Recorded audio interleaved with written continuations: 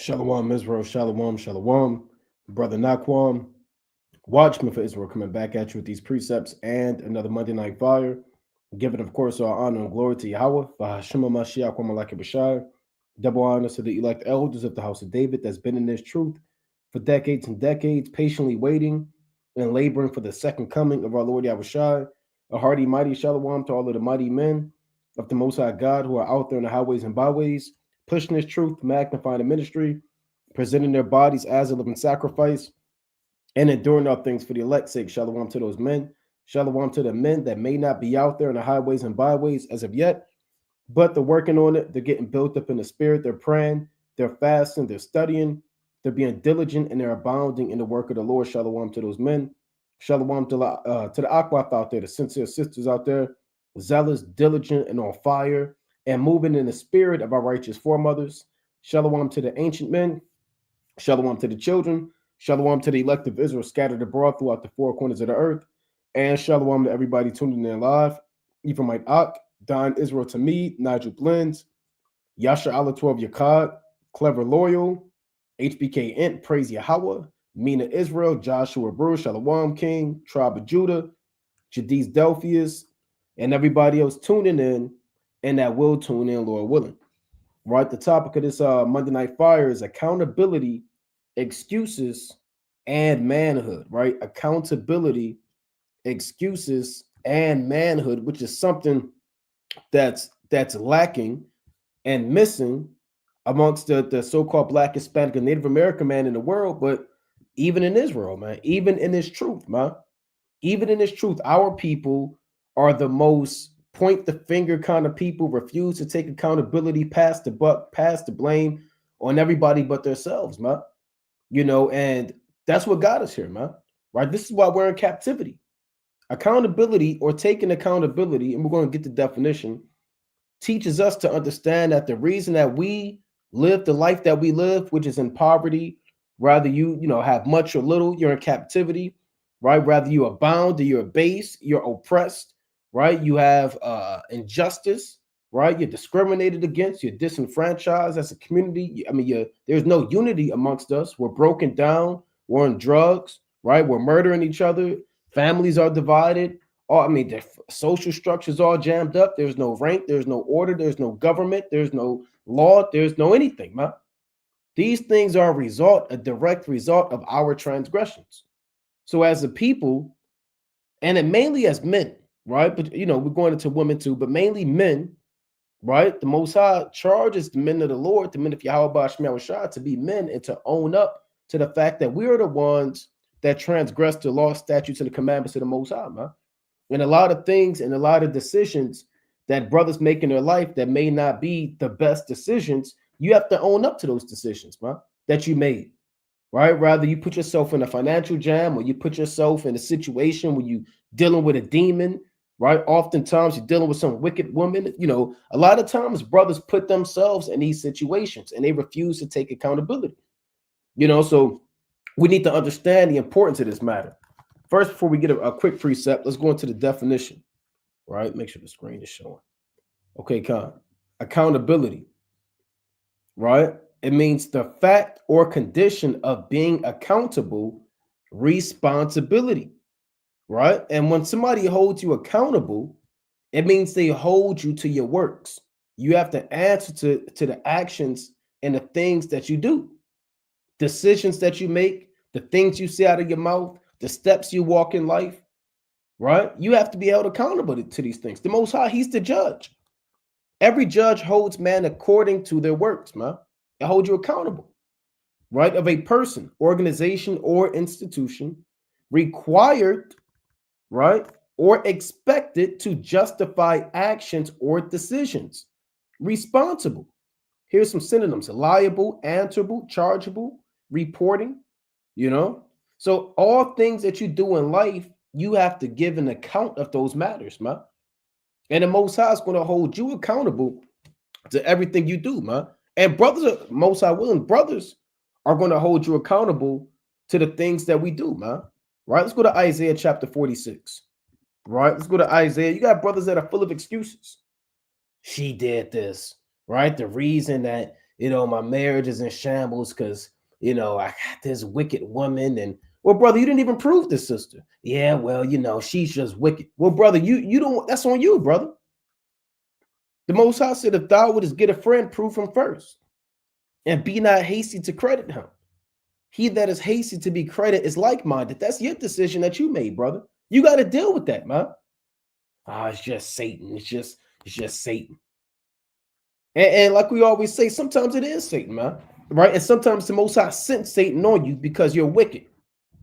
That's why the precept says a wicked woman is given a portion to a wicked man. And Ecclesiastes, the 26th chapter, 23 on down. Right? This Isaiah chapter 46 and 8. Remember this, right? Isaiah 46 and 8. Remember this and show yourselves men. Bring it again to mind, O ye transgressors. So the Lord said, remember this, man. Remember the law, the statutes, the commandments. Remember Yahweh, Ba'ashmi Yahushua, right? Remember that every man's going to have to give an account to his works, right? How you deal with your fellow brother, how you deal with your women, how you deal with your children, you're going to be held accountable to that, man. Right? The Most High don't let man get away with anything. There's no precept on that. Where man is set at naught and his devices are outside of the will of the Most High. And man does his thing, and then the Most High kind of do his thing, and they kind of get up with each other. No, man.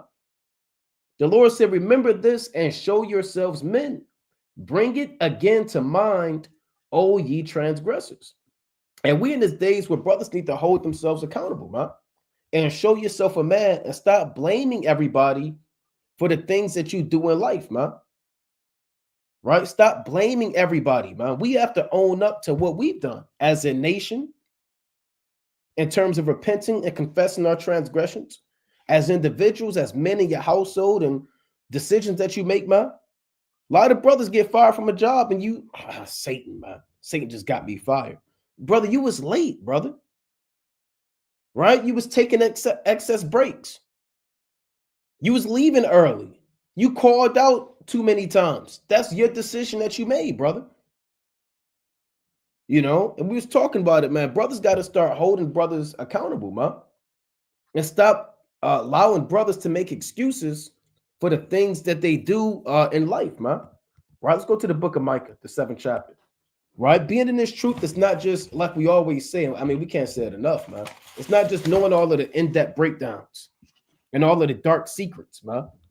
Right? You have to change your behavior, your thought process, man. You have to mature and grow in this knowledge. See, the Most High is going to have men that are ruling over 10 cities, man. Right? And these men that rule, if to rule over 10 cities, your mind has to be different, man. Your decision making has to be different. Right? The success or the failure of the kingdom solely falls on the decisions that you make. So your entire mind and maturity and growth has to be on a different level when you come into this knowledge. Right? Micah chapter 7 and verse number, I'll start at 7. Therefore, I will look unto Yahweh. I will wait for the God of my salvation. My God will hear me. Rejoice not against me, O mine enemy. When I fall, I shall arise. When I sit in darkness, Yahweh shall be a light unto me. So this is, the prophet Micah speaking against all of the enemies that rejoice at our downfall. Like I tell you in Revelation 11th chapter, that they sent gifts and they were married, right, to different nations because the 2 prophets were killed, man. Greatly paraphrasing Revelation chapter 11, So the Most High said that we're going to rejoice against our enemy who rejoices at our downfall. Verse number 9. I will bear the indignation of Yahweh, Ba'ashmi Yahushua, because I have sinned against him.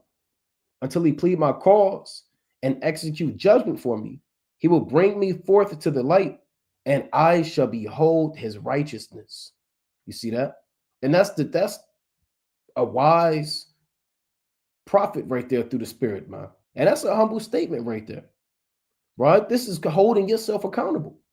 I will bear the indignation of the Lord because I have sinned against him. When we read all of the curses in Deuteronomy chapter 28, curse shalt thou be in the city, curse shalt thou be in the field, curse shall be thy basket, curse shall be thy store. All of these curses, all the way up to 68, and the Lord shall bring thee into Egypt again with ships, right? And we go through all of the different curses and the signs and the wonders that befell our people. Verse 15 is one of the most important verses in that chapter, where it shall come to pass, if thou wilt not hearken unto the voice of the Lord thy God to observe and to do all his commandments, which I command thee this day, that all these curses shall come upon thee and overtake thee, paraphrase, right? So the Most High said that these curses are going to happen if we don't keep the commandments, and you have to really analyze every aspect of your life, man. Now, ultimately, man's goings are the Lord, but a lot of, rather it's your job situation, your financial situation, your marriage situation, right? Your health, right? All of these things are a result of what you did, man. Nobody, no other man made you do this, man. Nobody made you eat 15 Big Macs, man, and weigh 600 pounds. You got these people that got that show, My 600-Pound Life. Oh my God. And then they always, and when you watch that, man, they always have this big damn story about why they're 600 pounds. Yeah, because, my uncle left me when I was 5 years old, and I just ate and ate and ate. And then, I got fired from my job. And those are excuses, man. And they got that doctor on there that I think he's Northern Kingdom. I could be wrong. Hey, but he be getting on them, man. Because they got to do their check-ins, right? They be 600 pounds, and they gotta get in that scale. So they get on that scale, and they probably gained weight, but they was on a program to lose weight. And that doctor come in and he said, "Well, what the hell happened, man?" So is that same guy. Oh, well, I slipped up and I ate a deep dish by myself, and he don't want to hear that, man. And he be mad sometimes, man. You watch that show, man. They used to, I don't know if it's still out, but back in the day, that used to be a thing. And that guy, he'll slam the door on them, man. Those 600-pound people be sitting there crying. They did that, man. You got to own up to the things that you do in life, man, and fix it. And stop blaming everybody. Seek Yahweh Ba'ashmi Awashai, man, and change your purposes. It says, I will bear the indignation of Yahweh because I have sinned against him until he plead my cause and execute judgment for me. He will bring me forth to the light, and I shall behold his righteousness. And that's what we're doing right now. We know that we sinned, man. You got people that blame the universe. This is the result of the universe. This is the result of socioeconomics. They want to blame everything but the Most High, or but themselves, rather, man. And that the Most High put us in this situation. You the one that ate the pork, brother. You're the one that broke the Sabbath. Verse number 10.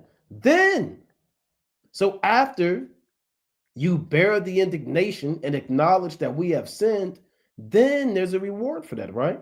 Then she that is mine enemy shall see it, and shame shall cover her, which said unto me, where is Yahweh thy God? Mine eyes shall behold her.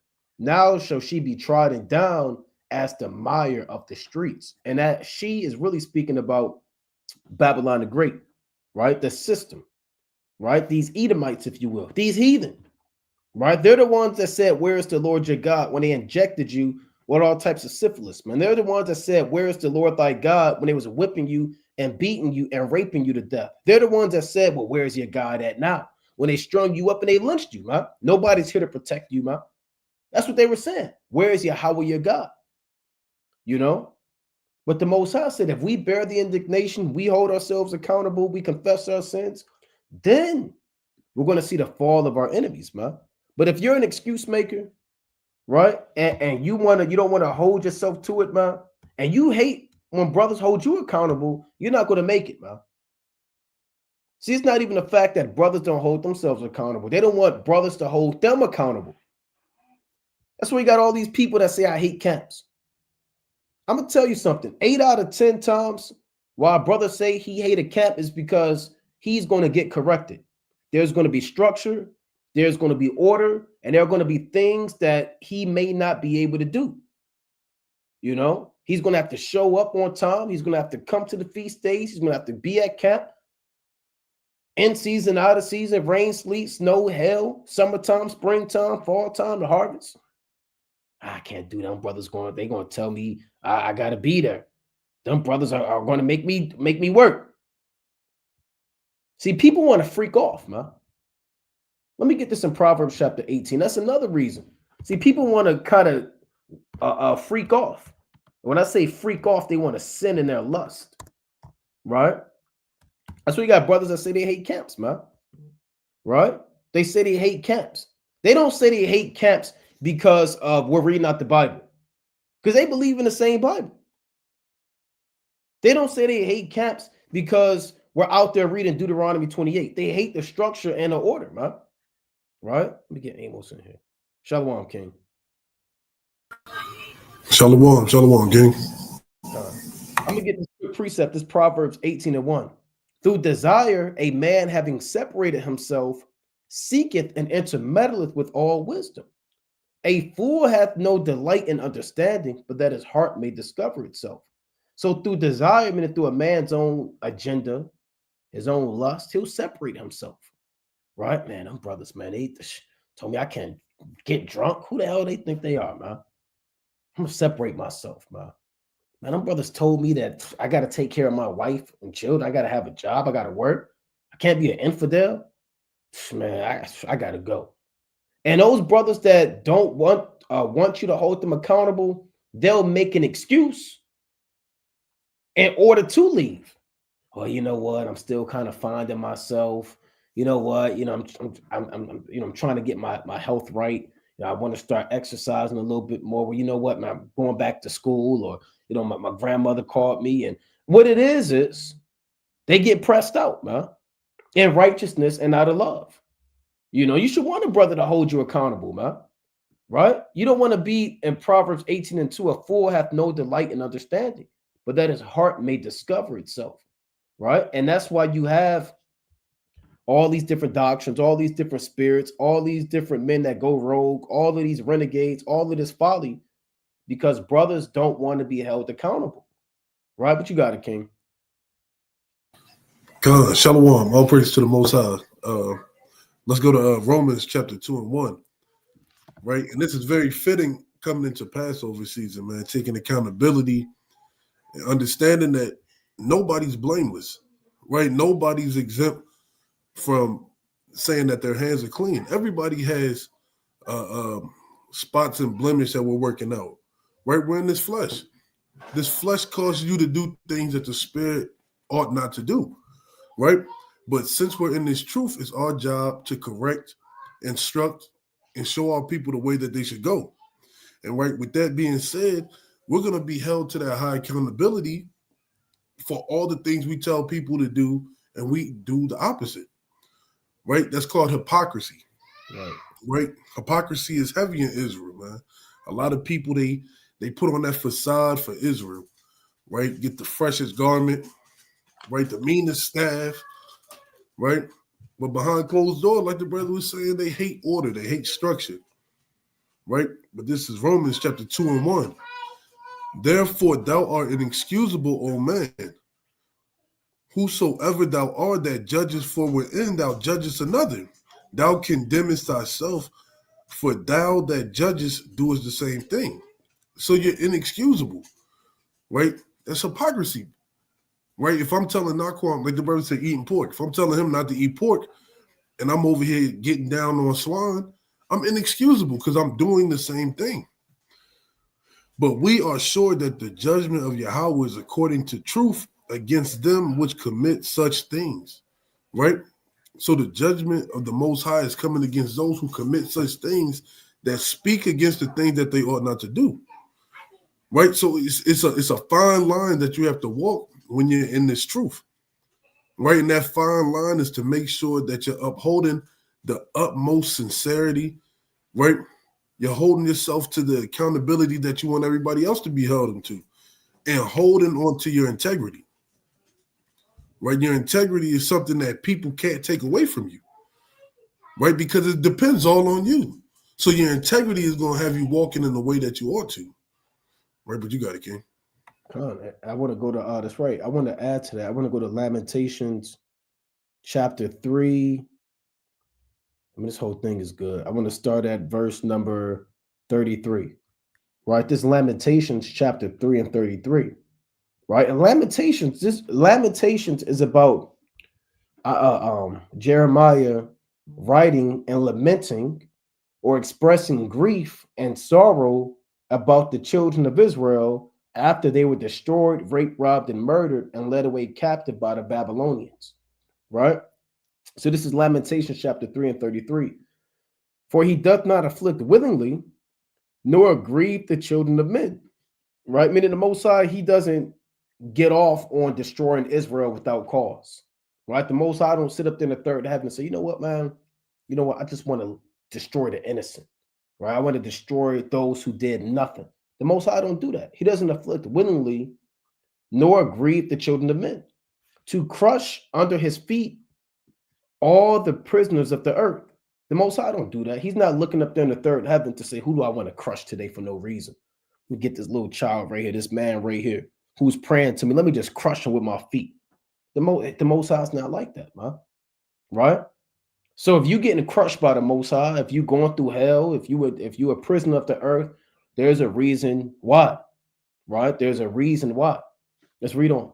To turn aside the right of a man before the face of the Most High, to subvert a man in his cause, the Lord approveth not. So the Lord doesn't approve in injustice.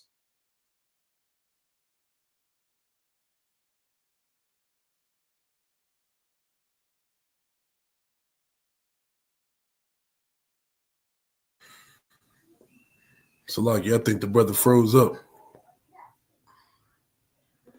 Right, yeah, the brother did freeze up. He'll come back in a second. Make sure that we're still on here. Can everybody hear me? Am I good on here?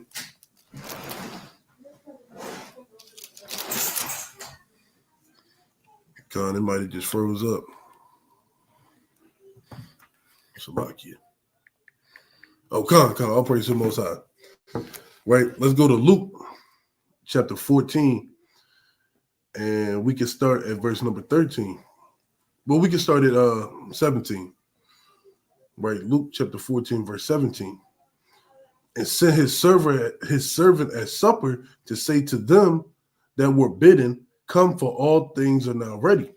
Right, so the Lord commanded everybody, well, his servants, to go and bid them to the marriage, to come to the marriage. And that's what the Most High has set up the prophets to do. They're out on the highways and byways. They're bidding Israel to come to the marriage. They're bidding Israel to get ready with their beautiful wedding garments. Right, he set up certain men, camps, elders, teachers, apostles, right, to bid Israel to come to the marriage. Because the marriage is right there. We right there getting ready to adorn ourselves as the beautiful bride of Yahweh Shai, right? Verse number 17 or 18. And they all with one consent began to make excuse, right? So with one consent, they all began to make excuses to why they couldn't fulfill their duties, to why they couldn't uphold the things that the Most High wanted them to uphold. So they all did it with one accord, right? They all said, you know what, we're going to say this at the right time. Boom, there we go. And everybody began to make the same excuse. Let's see some of these excuses, right? And apply and examine your life. Do you make these excuses, right? Why I didn't read, right? Why I changed that video to turn on folly when I should have been listening to the precepts and scriptures, right? It says, the first said it to him, I have bought a piece of ground, and I must needs go and see it. I pray thee have me excused. Right? So this man, he has bought a piece of land. And that piece of land is something that he's holding on to. He can't wait to do it. So that piece of land is more important than the marriage of the Lord. Right? Let's see what the other said. And another said, I had brought 5 yoke of oxen, and I go to prove them. I pray thee have me excused. So the cares of this world and the things that people desire to have, right? Carnal possessions, right? Desires of men, right? These things. So like, see if I can get these brothers back in.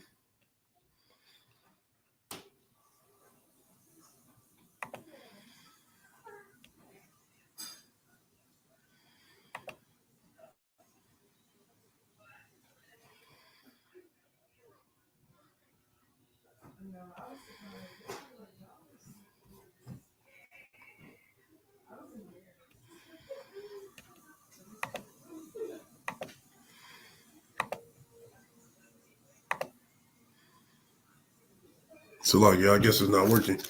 We have to wait for the brother to get back on and he can add everybody who's backstage, right? But it says, I go to prove them. I pray thee have me excused. And another said, I had married a wife, and therefore I cannot come. Okay. All praise to the Most High. Shalom. So, Con. So they began to make these excuses, and they let the things of this world stop them from fulfilling the will of Yahweh Shem Yahushua that was placed upon them. Right? Because we was all called from the foundation to do something according to this truth. Right? Whether that be you do mighty works for the brothers who labor, right? Whether that be that you go out on the highways and byways, you provide victuals for those who do labor, right? You cook at feast days. We're all required to do some type of work. And these servants, they made excuses on one consent because they wanted to do their own will and flesh, right? Let's keep going. So that servant came and showed his Lord these things. Then the master of the house, being angry, said to his servant, go out quickly into the streets and lanes of the cities, so like you, and hither the poor and the maimed and the halt and blind. And the servant said, Lord, it is done. Thou hast commanded, and yet thou hast run. And the Lord said unto the servant, go into the highways and hedges and compel them to come in that my house may be filled. Right? So we're all commanded to come in and fill up the Lord's house. Right? There's no time for excuses. There's no time for going back into the world. Because that's Romans 14 and 12. Right? Can we bring that out real quick, Baruch Shah? Right, Romans 14 and verse number 12. So we all have a job to do when it comes to bidding our people back into the marriage, showing our people that example that they ought to do. Right? So it says, then every one of us shall give account of himself to Yahweh Shem Yahushua. So everybody's going to have to give account on that day, the works that they did. Did they hold themselves to the standard that the Most High required us to hold us to? And if you came short at all, because the Lord said, be ye perfect. If you come short in any aspect that the Lord desired you to fulfill, that's going to be your, I'm going to just say, that's going to be your ass, because you let the lust of the flesh defile you from being perfect in the sight of the Lord. But brothers got it. Come. Yeah, I want to bring out the mighty book, right, of Jeremiah. Right, Jeremiah chapter 1, right, in verse number 5. Jeremiah chapter 1 and verse 5. Right, this is a beautiful topic through the spirit because a lot of people don't have accountability. They make excuses. They don't stand strong as a man. Right, all this really accounts into being the elect, man. The elect isn't going to make excuses. Essentially, when you make excuses, you make provisions for the flesh. Therefore, you're not accountable for your actions and you don't repent, man. The more you understand your flaws and the things that you deal with, you can meet it head on as a man. You know, men don't run from their problems. It's a lot of people, they run from their problems. And making excuses isn't just as easy as, oh, I'm sorry, it was traffic, I was 5 minutes late. If you run from one thing, you'll run from all things. If you're double-minded in one, man, double-minded in one issue, you'll be double-minded in every issue, man. So you want to have the mentality and type of character to meet things head on. This Jeremiah chapter 1 and verse 5. Before I formed thee in the belly, I knew thee, right? And I pull this precept because a lot of brothers, they weak in the spirit. A lot of brothers, they young. A lot of brothers may not have camps, may not have support. Before the Most High formed you and the things you're going through, he already knew the situations you were going to be in. Before thou camest forth out of the womb, I sanctified thee. So although Jeremiah thought he was young, I can't do it. Maybe I'm feeble. It's too many of them. Their faces are against me. The Lord already sanctified a lot of brothers for a duty. And you have to stand tall in what the Most High gave you, man. And the Most High may have you to be a disciple. You understand, man, be able to be like a traveler. You're going to be an apostle. Right before the Most High has formed thee, he already sanctified what spirit and things you're going to do on this earth. and I ordained thee a prophet unto the nations. Then said I, Lord Yahweh, behold, I cannot speak, for I am a child. Now, essentially, this isn't a wicked mentality of him not trying to do the work of the Lord, but it could be a feeble thought process that comes to your mind. Yeah, I can't do it. I'm an hour away. No, I can't do it. I'm not like this brother. Maybe I can't teach. He's the teacher. And maybe something as a roadblock, a stumbling block, or a mountain in your way, right, preventing you from executing what the Most High ordained you to do. But the Lord said unto me, say not, I am a child, for thou shalt go to all that I shall send thee, and whatsoever I command thee, thou shalt speak. Be not afraid. So the Most High gave him that comfort, man, right? And when you look at it, the Most High is giving you comfort now via the hand of the servants of the Lord. These videos, how many brothers had dreams, man? And the Most High pushing you for something. You out there prophesying, you out there eating in a famine, or you seeing brothers getting beamed up. These are encouraging things that our forefathers had from the Most High from the very beginning. This is the Most High talking to us. It says, but the Lord said unto me, be not Salakia, say not, I am a child, for thou shalt go to all that I shall send thee, and whatsoever I command thee, thou shalt speak. Be not afraid of their faces. Right? You had men that were probably 6'8", looking down at Jeremiah 6'6". It says, for I am with thee to deliver thee, saith the Lord. They were railing on him, right? Grabbing him up. Right? I mean, when you read Jeremiah, he was catching hell, man. He got thrown inside of a dungeon, smoked by the priests, right? He came before the king's court. There were many nobles and princes, right? And the king. So, I mean, he had to have a sense of bravery. You understand, moving in the spirit of Yahweh Shem Yahushua. And we have to grasp that bravery like mentality. Brothers got it. Khan, I was Satan came immediately. It's like I want to go back to this to add to that. I want to go to Lamentations, the 3rd chapter, right? I'm gonna read Lamentations chapter 3 and 36, right? It reads, to subvert a man in his cause, the Lord approveth not, right? So the Lord is not willingly up there, getting off on taking a man and put him in a situation where he didn't deserve it, right? Where he just condemns the innocent and upholds the guilty, right? The Lord approveth not of such things. It reads, who is he that saith, and it cometh to pass when the Lord commanded it not? Out of the mouth of the Most High proceedeth not evil and good? Wherefore doth a living man complain, a man for the punishment of his sins? Let us search and try our ways and turn again to the Lord. So again, a lot of brothers, I mean, we grown, you understand, in this captivity, but the thing is, this is on us, man.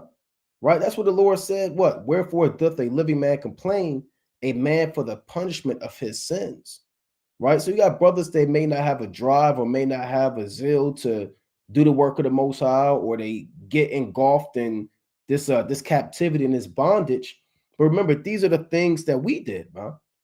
See, and I always say, man, if you are complaining about captivity, but you're not out there doing the work or doing anything to seal the elect or the 144,000 by using whatever talents or gifts the Most High gave you, your groan and your complaint is in vain, right? Because you are the one who got yourself in this situation. We are the ones who got ourselves in this situation, man. Right? Nehemiah, Daniel, Ezra, all of our forefathers, Ezekiel, he was a righteous man. He got sent to captivity, man. And they all confessed about us as a nation transgressing the law, statutes, and the commandments of the Most High, man.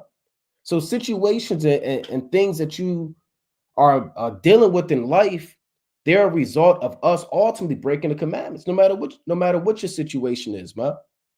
You understand? No matter, again, if it has anything to do with money, a relationship, your children, your health, your environment that you live in, the city you live in, all of these things are a direct result of us breaking the commandments of the Most High. That's what the next verse says. Let us search and try our ways and turn again to the Lord. So instead of coming up with excuses and scoffing and damn passing the buck and passing the blame like they did in the Garden of Eden, the Most High said, let us search and try our ways and turn again to the Lord. Let us lift up our heart with our hands unto God and the heavens. We have transgressed and rebelled. Thou hast not pardoned. right? Now, this was a beautiful mentality for Jeremiah to have, man. He could have got mad at the Babylonians, the damn Babylonians, man. Nebuchadnezzar, Nebuzaradan, all these wicked men that did this, and the Edomites that came and burnt the temple, and he could have did all of that, man. But he said, we have transgressed and rebelled, thou hast not parted. So you got to look at that and then have an introspective mentality and look inside yourself, man. Right? And examine your situation and the decisions that you make and understand that these are a direct result of our actions. And one more point, man, Jake, we under these curses, but sometimes, brothers, you gotta let a brother know, man, that eventually you're gonna have to stop making those excuses, man. Yeah, well, a brother told me that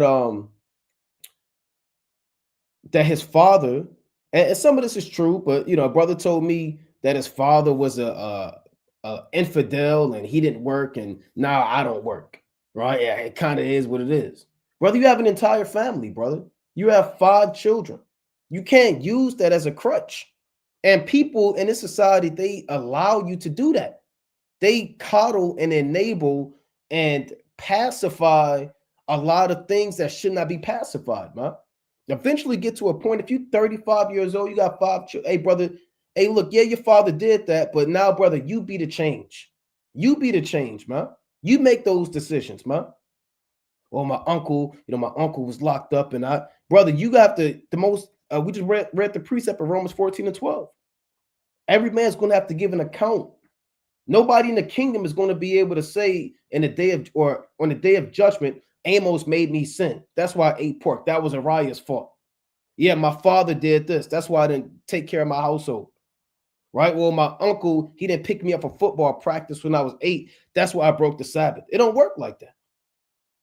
Right? It says, we have transgressed and have rebelled. Thou is not pardoned. So brothers have to do a lot of looking deep within and see where you are at in life and how you serve the Most High, and understand that these things are based off of the decisions that we make as men of Yahweh Shem Shah. Right? But brothers got it. Come. Essentially, those excuses is just a man running from the words of Yahweh Shem Shah, running from the ordinances that the Lord commanded from the beginning of the time. Well, let's go to the book of Jonah, chapter 1 and verse 1. Right? Because you can run from the Lord, you can try to, right? But it's only but for a short season before the Lord gets up with you. Right? When he gets up with you, that judgment is going to be way more, it's going to be way more heavy than what you can actually bear. It's going to be more than what you could have ever imagined. And that's the thing that Israel tends to forget, that the Lord is the ultimate revenger. Right? He'll hold on to something, like how Babylon sins are going to reach up to heaven. Right? The Lord is waiting for that specific time where it's like enough is enough. He's going to bring it all back upon their head. And that's the same thing that happened with Jonah. Right? So this is the book of Jonah, chapter 1 and verse 1. It says, now the word of the Lord came unto Jonah, the son of Amittai, saying, arise, go to Nineveh, the great city, and cry against it, for the wickedness has come up before me. Right? So when the Lord, that goes back to the precept that Ariah brought out in Jeremiah, the 1st chapter, the Lord knew us from the womb, from our previous lives. He's known us, right? So he called out to Jonah at a specific time, telling him to go crying to Nineveh and rebuke it and tell it that it's going to be destroyed. Right? He says, but Jonah rose up to flee unto Tarshish from the presence of the Lord and went down to Joppa. And he found a ship going to Tarshish, and he paid the fare thereof and went down to it to go with them unto Tarshish from the presence of the Lord. So that's like men hiding amongst the trees, going amongst the people who are entangled in the ways of Babylon, thinking that you can hide from the Lord because you got tired of people telling you how to conduct yourself. You got tired of providing for your family. You got tired of keeping the Sabbath day and the high holy days. It was so hard for you to continue to buy beef and chicken, and pork was calling your name. That's you running from the sight of the Lord. That's you running from the words of the Lord. Right, let's jump down. We go to the last verse. Right, verse 17. Right, it says, now the Lord hath prepared a great fish to swallow up Jonah, and Jonah was in the belly of the fish 3 days and 3 nights. And what does that represent, being in the belly of the fish? That's hell. That's affliction. So the Lord's going to afflict you, right? And the Lord had mercy upon Jonah, right? Jonah could have been digested, right? He could have been another sea creature in the belly of the great fish and ate him up, right? So when the affliction comes upon you, then you're going to try to turn back and run to the Lord, right? But you can't outrun the words of the Lord. You can't outrun the judgment that the Lord has set up for those who forsake him and turn his back. So once you start to realize that, all you can do is comply.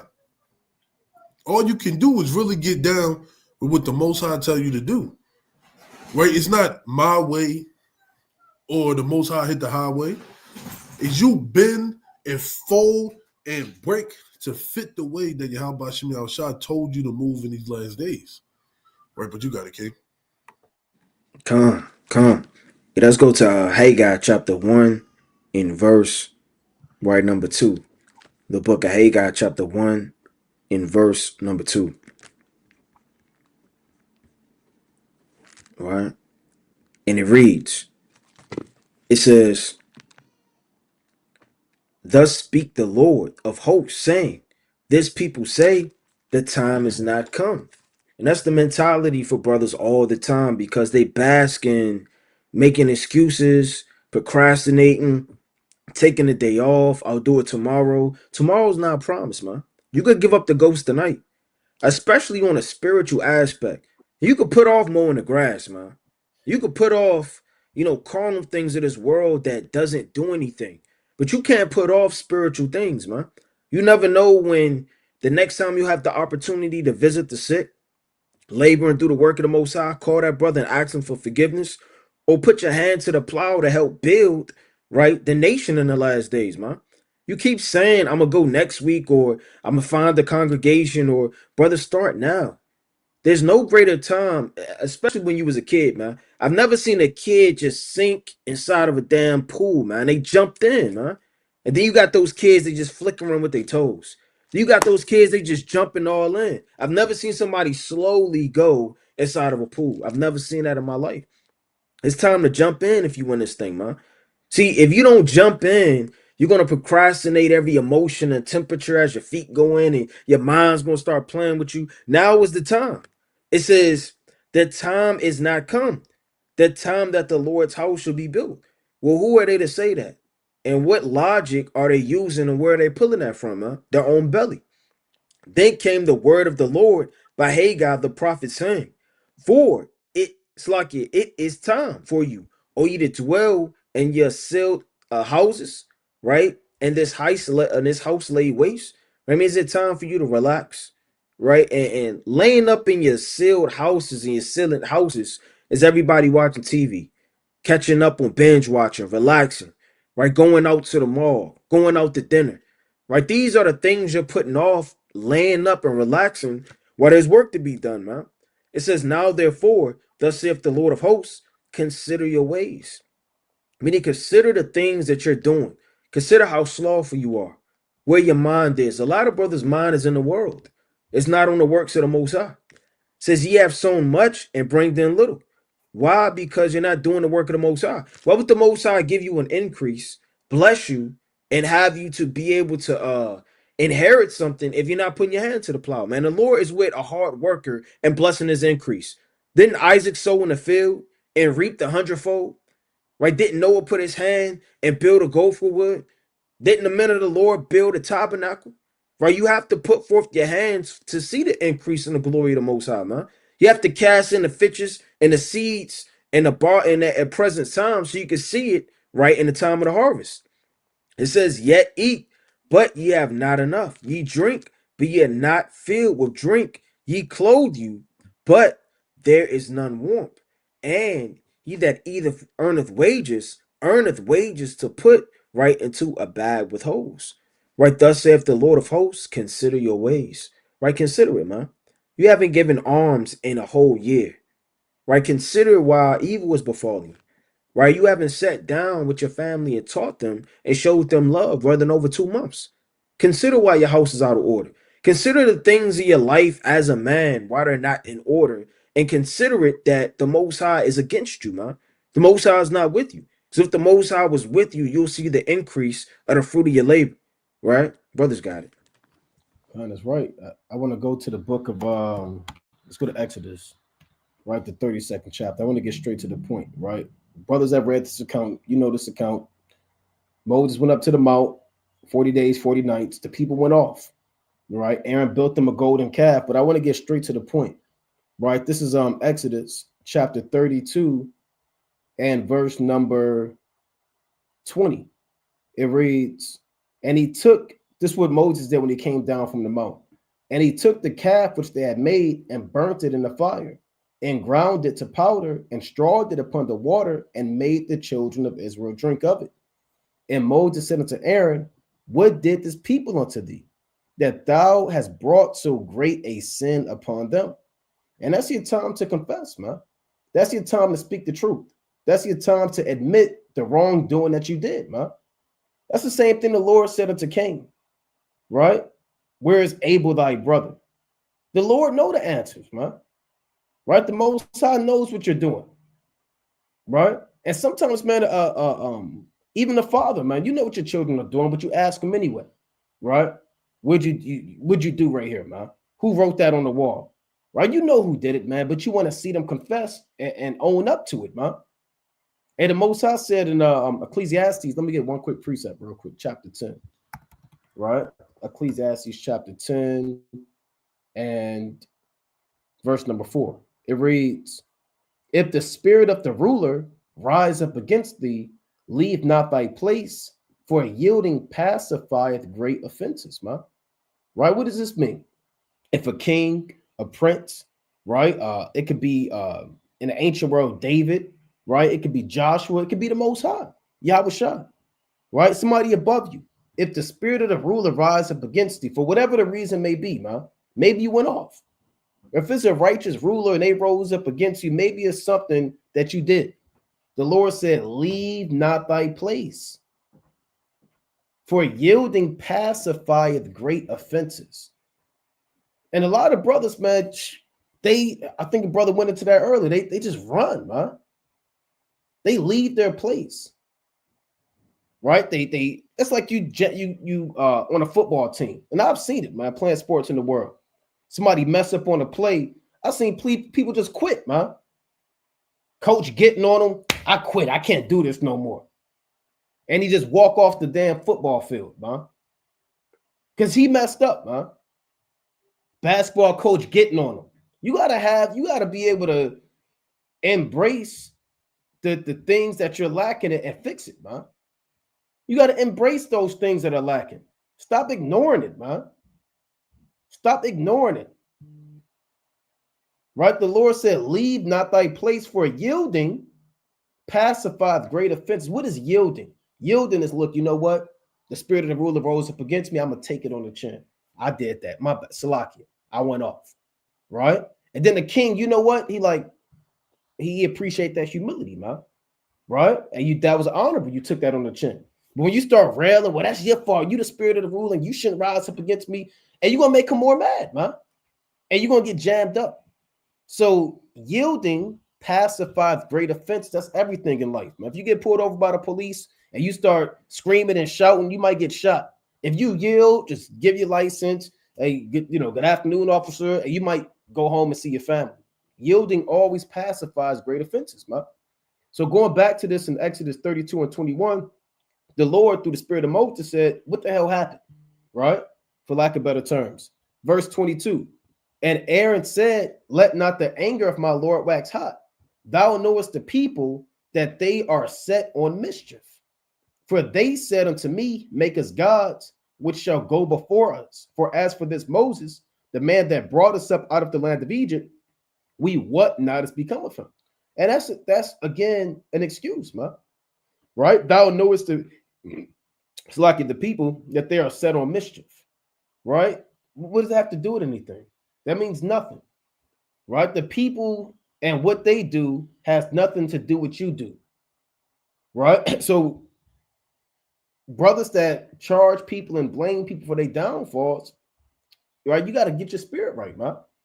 You got to get your spirit right, right? You got to analyze and examine all of the things that you do, man.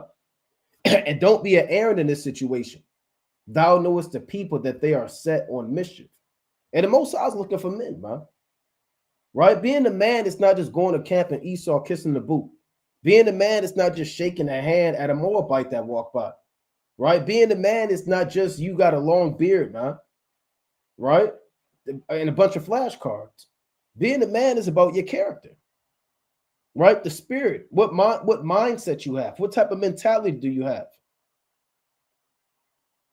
Right? And brothers get on each other, man. Right? And it's a beautiful thing when the brothers say, you know what? You right, Consulakia, I'm going to fix that. I'm going to work on myself. The Water King, I needed that. I mean, that's a rare thing to hear, man. Especially like in the council. Man, this person did this, but remember, you did that, and all types of madness, man. Be a man and say, Salakia, you right, I'm going to work on that. The water for the correction, I needed that. Right? Even in your marriage, man. You got brothers that be proud in their marriage. Going the hell off. Hey, your woman might say something, man, that you need to hear. Well, you just a woman. What do you know? Hey, Salakia, the water for the correction, I needed that. I'm going to fix that. I'm going to work on that. The brothers got it. Khan, I'm going to go to the mighty book of Wisdom of Solomon, chapter 17. I think y'all down at backstage. Okay, let me get him after. Khan. Wisdom of Solomon 17 to 12.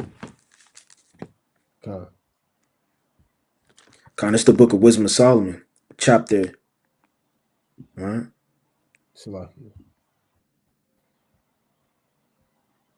Khan. Chapter 17 and verse 12. Right? It says, for fear is nothing else but the betraying of the succor, which reason offereth, man. So, I mean, as men, you're not supposed to be moving in a spirit of fear. Right? To the world, fear is the spirit of the unknown, man. But you can't be afraid of the unknown. You got to be able to hop out there. You got to be able to make new opportunities. You have to be able to be a leader. To be a leader is moving in a direction that you have confidence in the direction you're moving in, man. Right? And who are you following? Yahweh Shem Yahushua. Did Abraham fully know where he was going, man? Was there signs, man, in Haran pointing, saying 20 miles this way? Or did he follow Yahweh Shem Yahushua? And Sarah followed him. So the spirit of our fathers, right? You may not know things, man. It may be unknown. You may feel like it's a spirit of fear may be trying to creep on you, man. To be a better man, to travel here, to take this new job opportunity, man. Right? To go to camp, to apologize for something you feel like you don't even know, right? What's beyond the border, that can't stop you from moving in it, man. You still have to take that step as a man and do it. Since for fear is nothing else but the betraying, right? Meaning what? It betrays your mind. You can't do it. You're not mighty enough. You're not strong enough. Who do you think you are? Well, you should stay right where you are, man. Jake love comfortability, man. Right? Jake could be at the same job making, there's nothing wrong with making $15 an hour, but you want to progress. You don't want to be at the same job when there's an opportunity that just opened up, but you comfortable, man. Nah, I like my benefits. Nah, I think I'm good. There'll be some people in the same position, on the same jog wheel for 10 to 15 years, and they never want to progress through fear of getting a new job, through fear of moving, through fear of taking a leap of faith, really, but they don't have enough faith to take it, man. And that's the spirit of man. And the more you increase in faith, and the more the Most High can lead you, man. The less you believe in and less faithful you are in the Most High, the more comfortable you'll be in the situations you are. Less dwelling back in comfortability and being fearful, man, because you're scared of the unknown. Right? We can't move in that spirit, right? But brothers got it. Con. Shalom, y'all done. Con, let's go to 2 Kings chapter 5. We can start at verse number 10. Right? And also to lay me back on the point that the brother's going into, how good is it when people are reproved and when you have people around you to reprove you, to have you, understand that you're going off, understand that you need to humble yourself when that affliction and the Lord come upon you, right? And that's why we're going to Second Kings, the 5th chapter, right? This is Naaman, right? He was a captain of the king's, the captain of the host of the king's army. He was an honorable man in Syria, right? And affliction came upon him. So we're going to twist it, to show you how you should move when people come and give you instruction, right? So this is 2 Kings chapter 5 and verse number 10. And Elisha sent a messenger unto him, saying, Go and wash in Jordan 7 times, and thy flesh shall come again to thee, and thou shalt be clean. Right? So you can have a brother giving you the perfect breakdown on what to do. Right? Use an example of Ryan made. You've been at a job 5 years making $13 an hour, but you got all these bills coming up. Brother telling you, apply to my job, go get some clothes for the interview, get yourself ready. A brother giving you all the right instruction, right? But Naaman was wroth and went away and said, Behold, I thought he will surely come to me and stand and call on the name of the Lord his God and strike his hand over the place and recover the leper. So you got the perfect blueprint on how to elevate your situation, or you could be catching affliction, spiritually, and you don't know what's going on. But you're so consumed in your own mind that you're wroth with the Lord. You're upset with the advice that the brother gave you. Like, who the hell does this brother think he is to tell me to go work at his job? I've been at my job so long. I got benefits. I got 5 weeks of benefits and this and that. Brother, your car about to get repossessed. Right? Your lights are flickering because they about to turn them off. Right? You haven't had internet since COVID. Right? You're so worried about staying comfortable and being in that position. Right? Verse number 12. Are not Abaddon and Pharpar rivers of Damascus better than all the waters of Israel? May I not wash in them and be clean? So he turned and went away in rage. Right? And one of his servants came unto him. Right? That perfect brother came up to you and he said whatever the Lord put on his spirit to say to you. Right? And he said that his servant came there and spoke it to him and said, My father, if the prophet had bid thee to do some great thing, wouldst thou not have done it? How much rather then when he saith to thee, wash and be clean, right? So it's something so simple to be done and you so upset. But if he told you to, look, go play the lotteries, I got the winning number, right?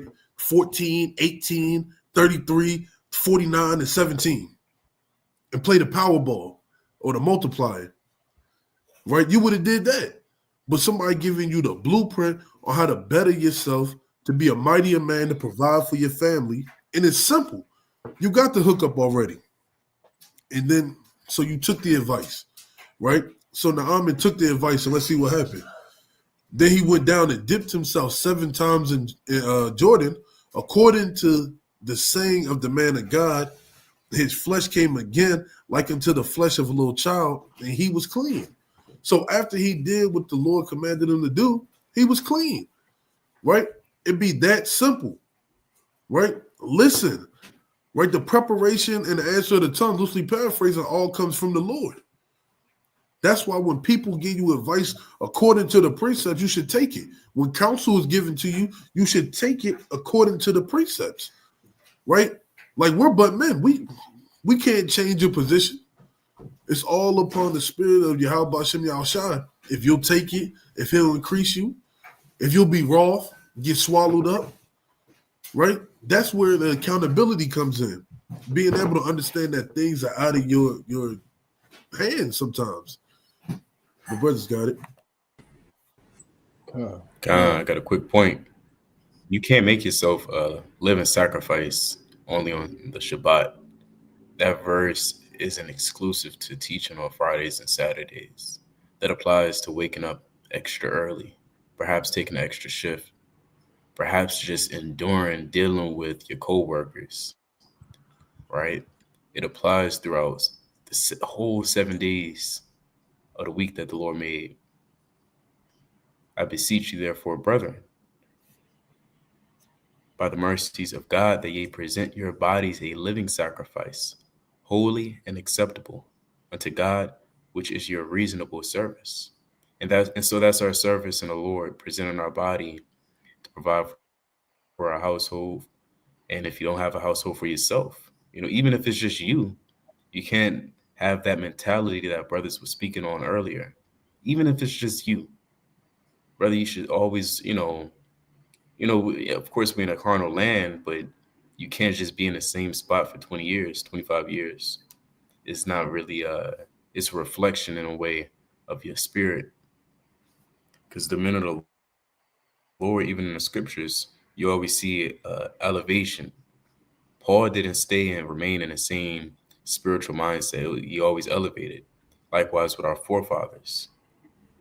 So I also want to bring out Proverbs 24 and verse 30 in the GNT. I walk through the fields and vineyards of a lazy, stupid person. They were full of thorn bushes and overgrown with weeds. The stone wall around them had fallen down. I looked at this, thought about it, and learned a lesson from it.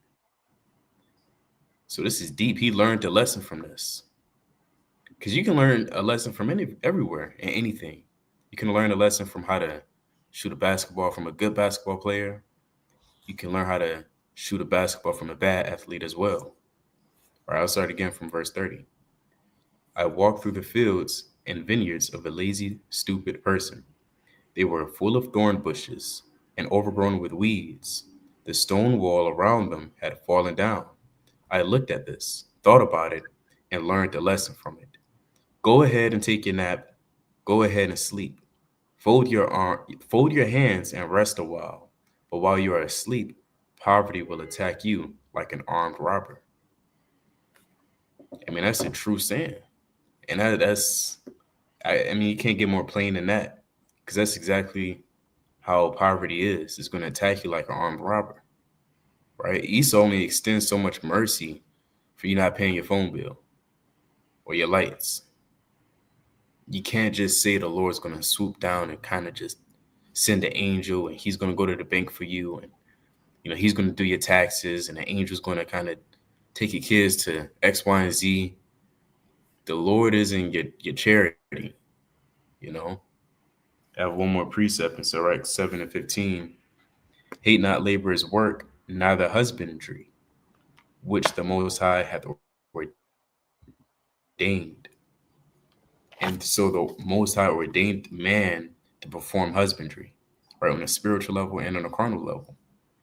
Now, these are this terminology is something that all the Israelites back then could really relate to and understand, because that was a predominant field husbandry, working in the fields, cattle, sheep, wells, vineyards, things of that nature.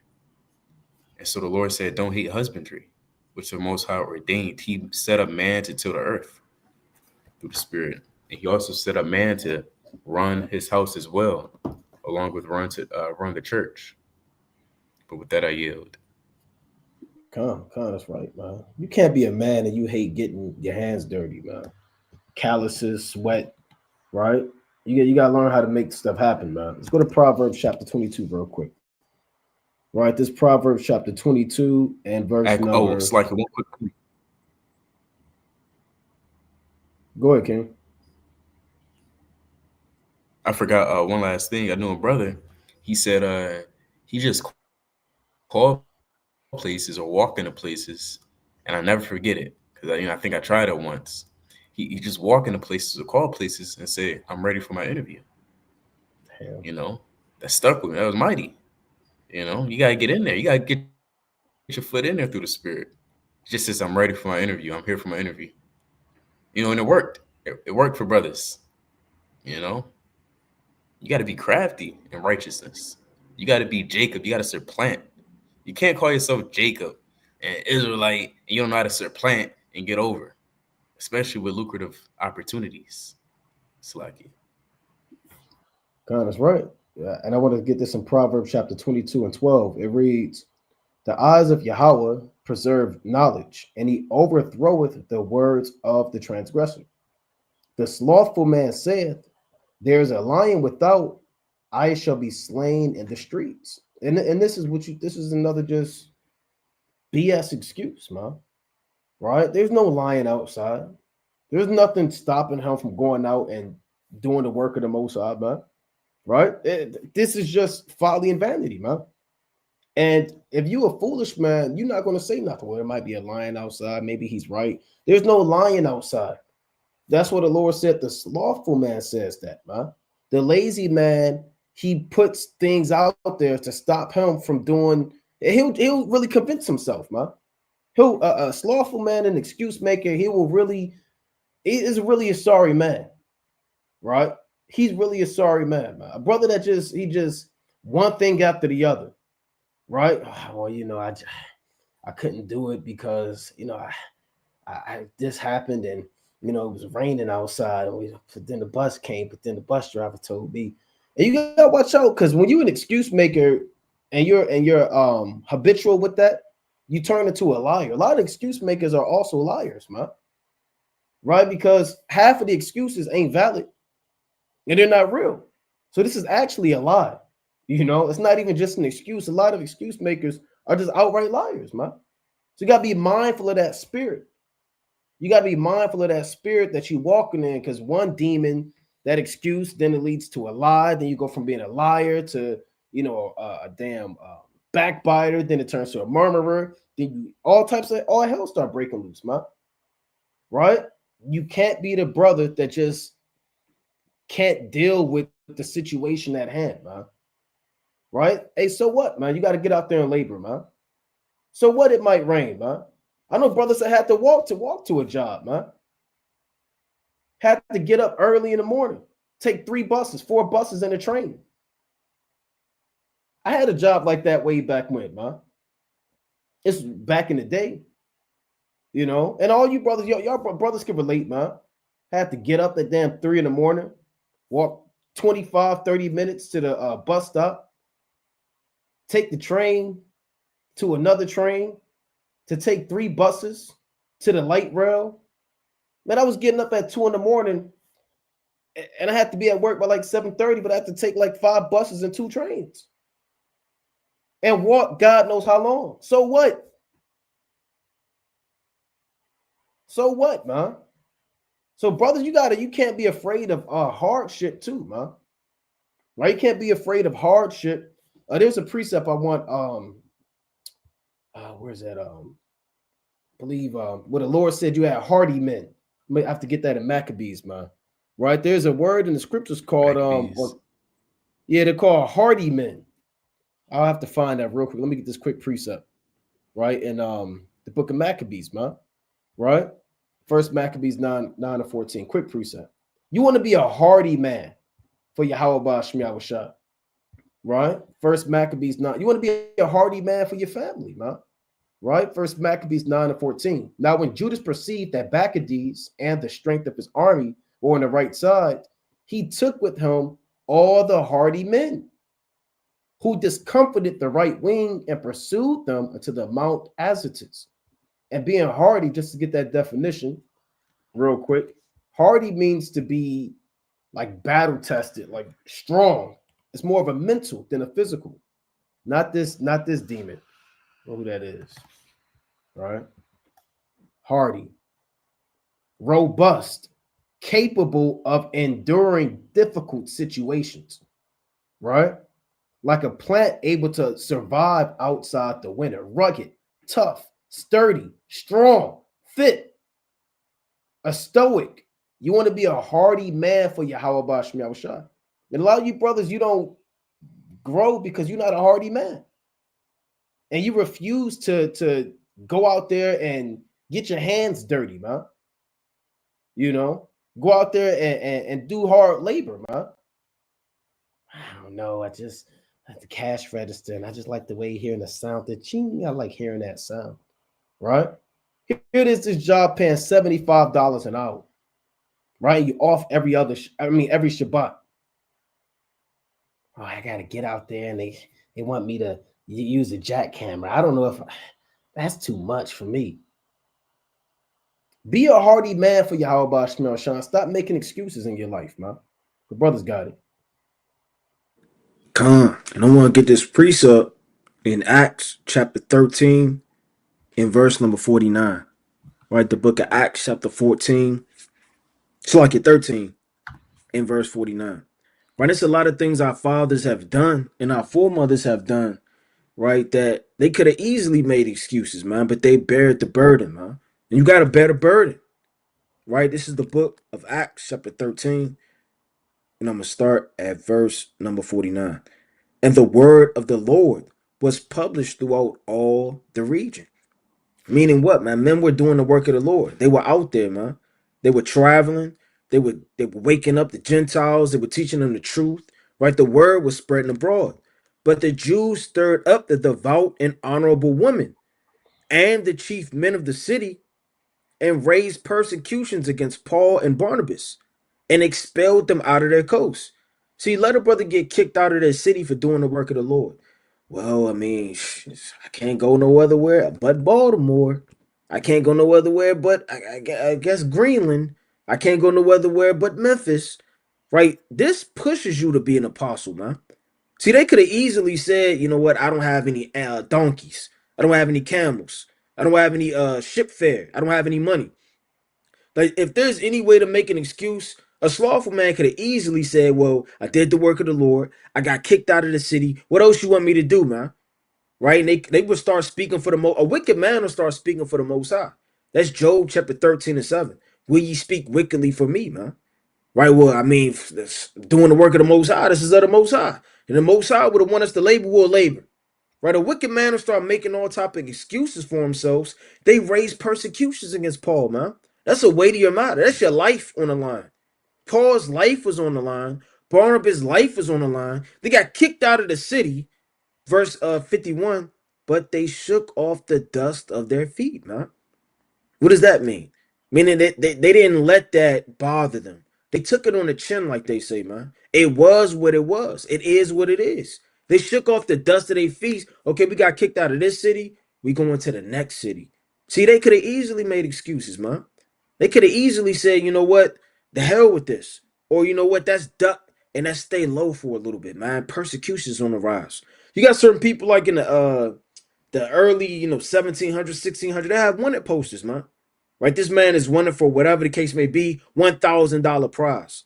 Right? They was out for Paul, man, in persecutions. But what did he do? He shook off the dust and he kept it moving. It says, but they shook off the dust of their feet against them and came into Iconium, huh? Right? Meaning what? Another city. They continued to travel. And the disciples were filled with joy and with the Holy Ghost. Meaning that didn't discourage them and overthrow their faith in the Lord, man. That could have easily overthrown their faith. And just because you have a valid reason for something to shake you doesn't mean you have to fall and bask, right, in fearfulness, man. You may very well have a good reason. You may very well have a death in your family. You may very well be troubled in your thoughts by Satan. These things you're saying don't even have to be lies, but they're not an excuse for you not to do the will of the Most High, man. Just because something is true doesn't mean you have to accept the outcome of what you're basking in, man. Right? I've seen brothers teaching in wheelchairs, man. I've literally seen that. I've seen brothers. If you want to go to work, you'll go to work. If you like you got certain Africans, these handouts, they walk to work, man. 10 miles, 15 miles.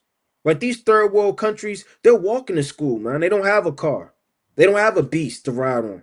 They're physically walking with their bare feet on the ground in miry clay to get where they want to get, man. If you actually want to go somewhere and you actually want to do something, you'll do it. Right? And look at this. They walking on sticks. Right? Look at them, man. And they on the move, man. So, if you really want to do something, you'll do it. So the men of the Lord, when they got kicked out of the cities, they go to the next cities. The work don't stop, man.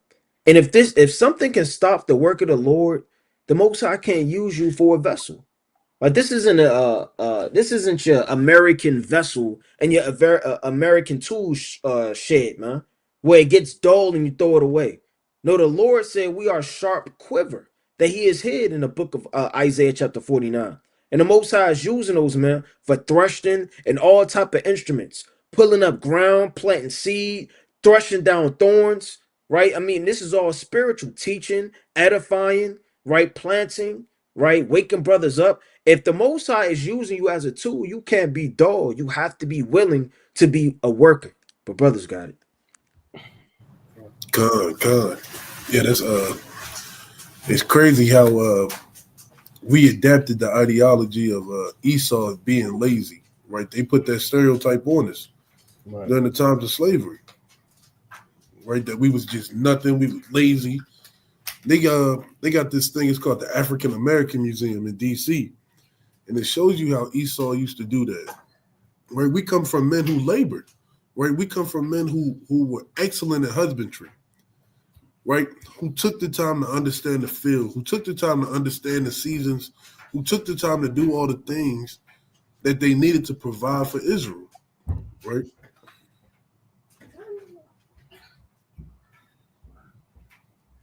Right, the lazy Negro. Right, while we was out in the field getting beat and getting crops for them, we're the lazy Negro. Right, it's crazy how they do that. And we invent, like somebody said, we invented everything. Right, without us, America is nothing. Right, I want to get 2 Thessalonians chapter 3 and verse number 6, but I want to get into GNT. Right, that's it's a crazy thing how you can speak something into existence, man. Now Jake is willingly lazy, man. Jake want to be what do they call it? The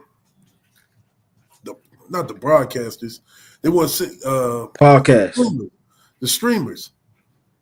Right? They want to be streamers now, man. Sit and play video games all day. Think that money comes from out of the sky. Right? It's ridiculous. Right, 2 Thessalonians chapter 3 and verse number 6 in the GNT. I could have just typed it in, so I don't know about it. No, that's all good. Let's see. Here you have it. God, I was gonna read from 6 on down. Right, this is verse number 6. Oh, you got it, King.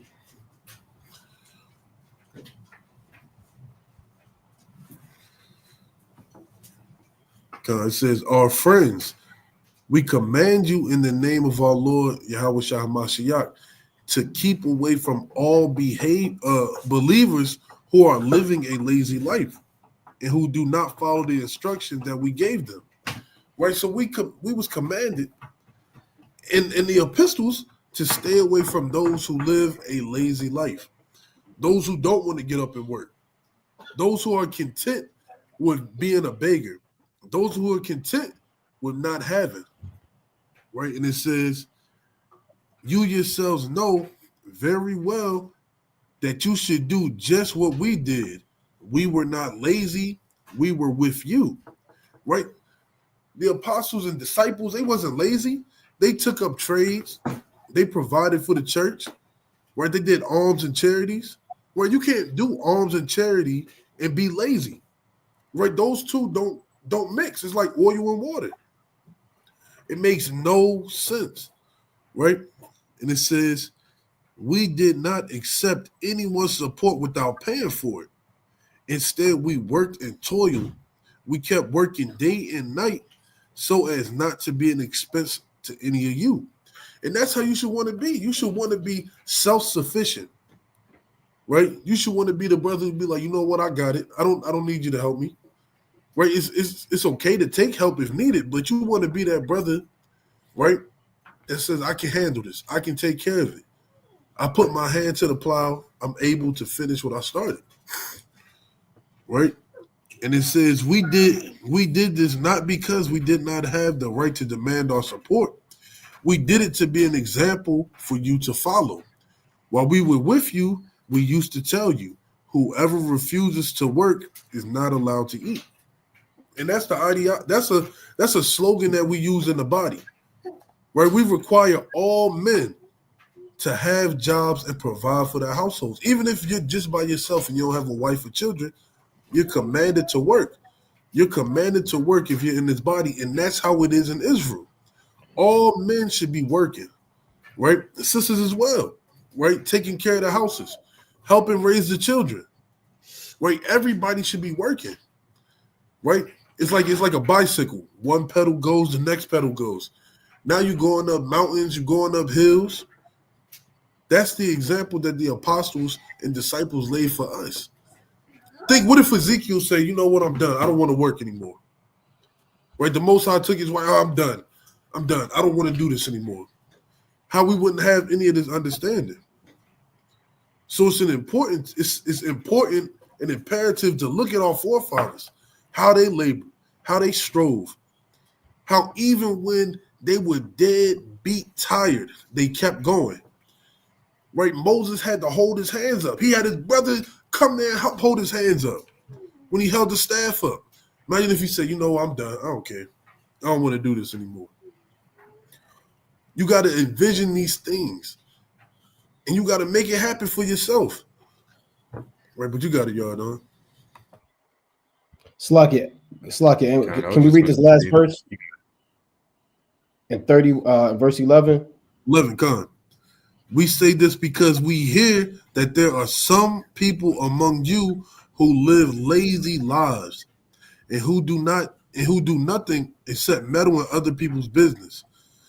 That's a nigga for real, man. Yeah. They do nothing but meddle in people's lives and they're lazy. Right? In the name of the Lord Yahweh HaMashiach, we command these people and warn them to lead orderly lives and work to earn their own living. Right? Quick example. I got a neighbor, right? Got a neighbor. All she do is have her window open and argue on the phone all hours of the night. Pull up home from work. She arguing with people. I was talking to my other neighbor. I said, yo, do y'all hear her through the wall? He was like, yo, she got beef with all of Baltimore, man. I don't know what's going on. Those are the people who we are commanded to avoid. Those are the people we are commanded to not come around, man. Because spirits leech and they hop on the people. Right? It's not a coincidence. You know, you may be at home and your rib may be angry. Out of nowhere, now you angry. Right? Spirits tend to hop and try to get on people. So you shouldn't be around people who don't want to work, who are lazy, right? Who go against the laws, statutes, and commandments that was established from the beginning, and they meddle in other people's business, man. I guarantee you will have so much more success in this truth if you avoid those type of people. But you got it. I was going to say that obligation to work is the perfect way to, summarize what we just read. Obligation, that's something that's morally right to do based off of a law or a code, right? Is morally right to work. I'm gonna pull that definition up. What you want? Oh, obligation.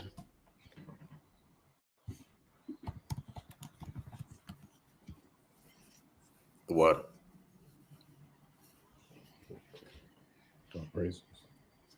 An act or course of action to which a person is morally or legally bound, a duty or commitment, and you're committed to do that. That's your service. That's your responsibility. That's our task as men upon this earth. The condition of being morally or legally bound to do something. The Lord bounds you to do work. Now, that work is a spectrum.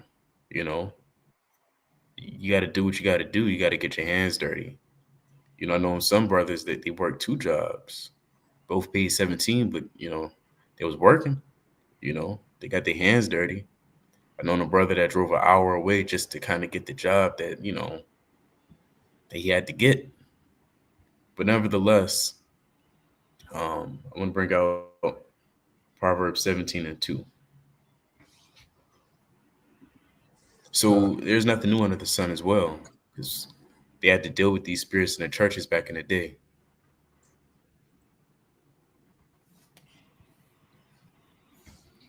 Con.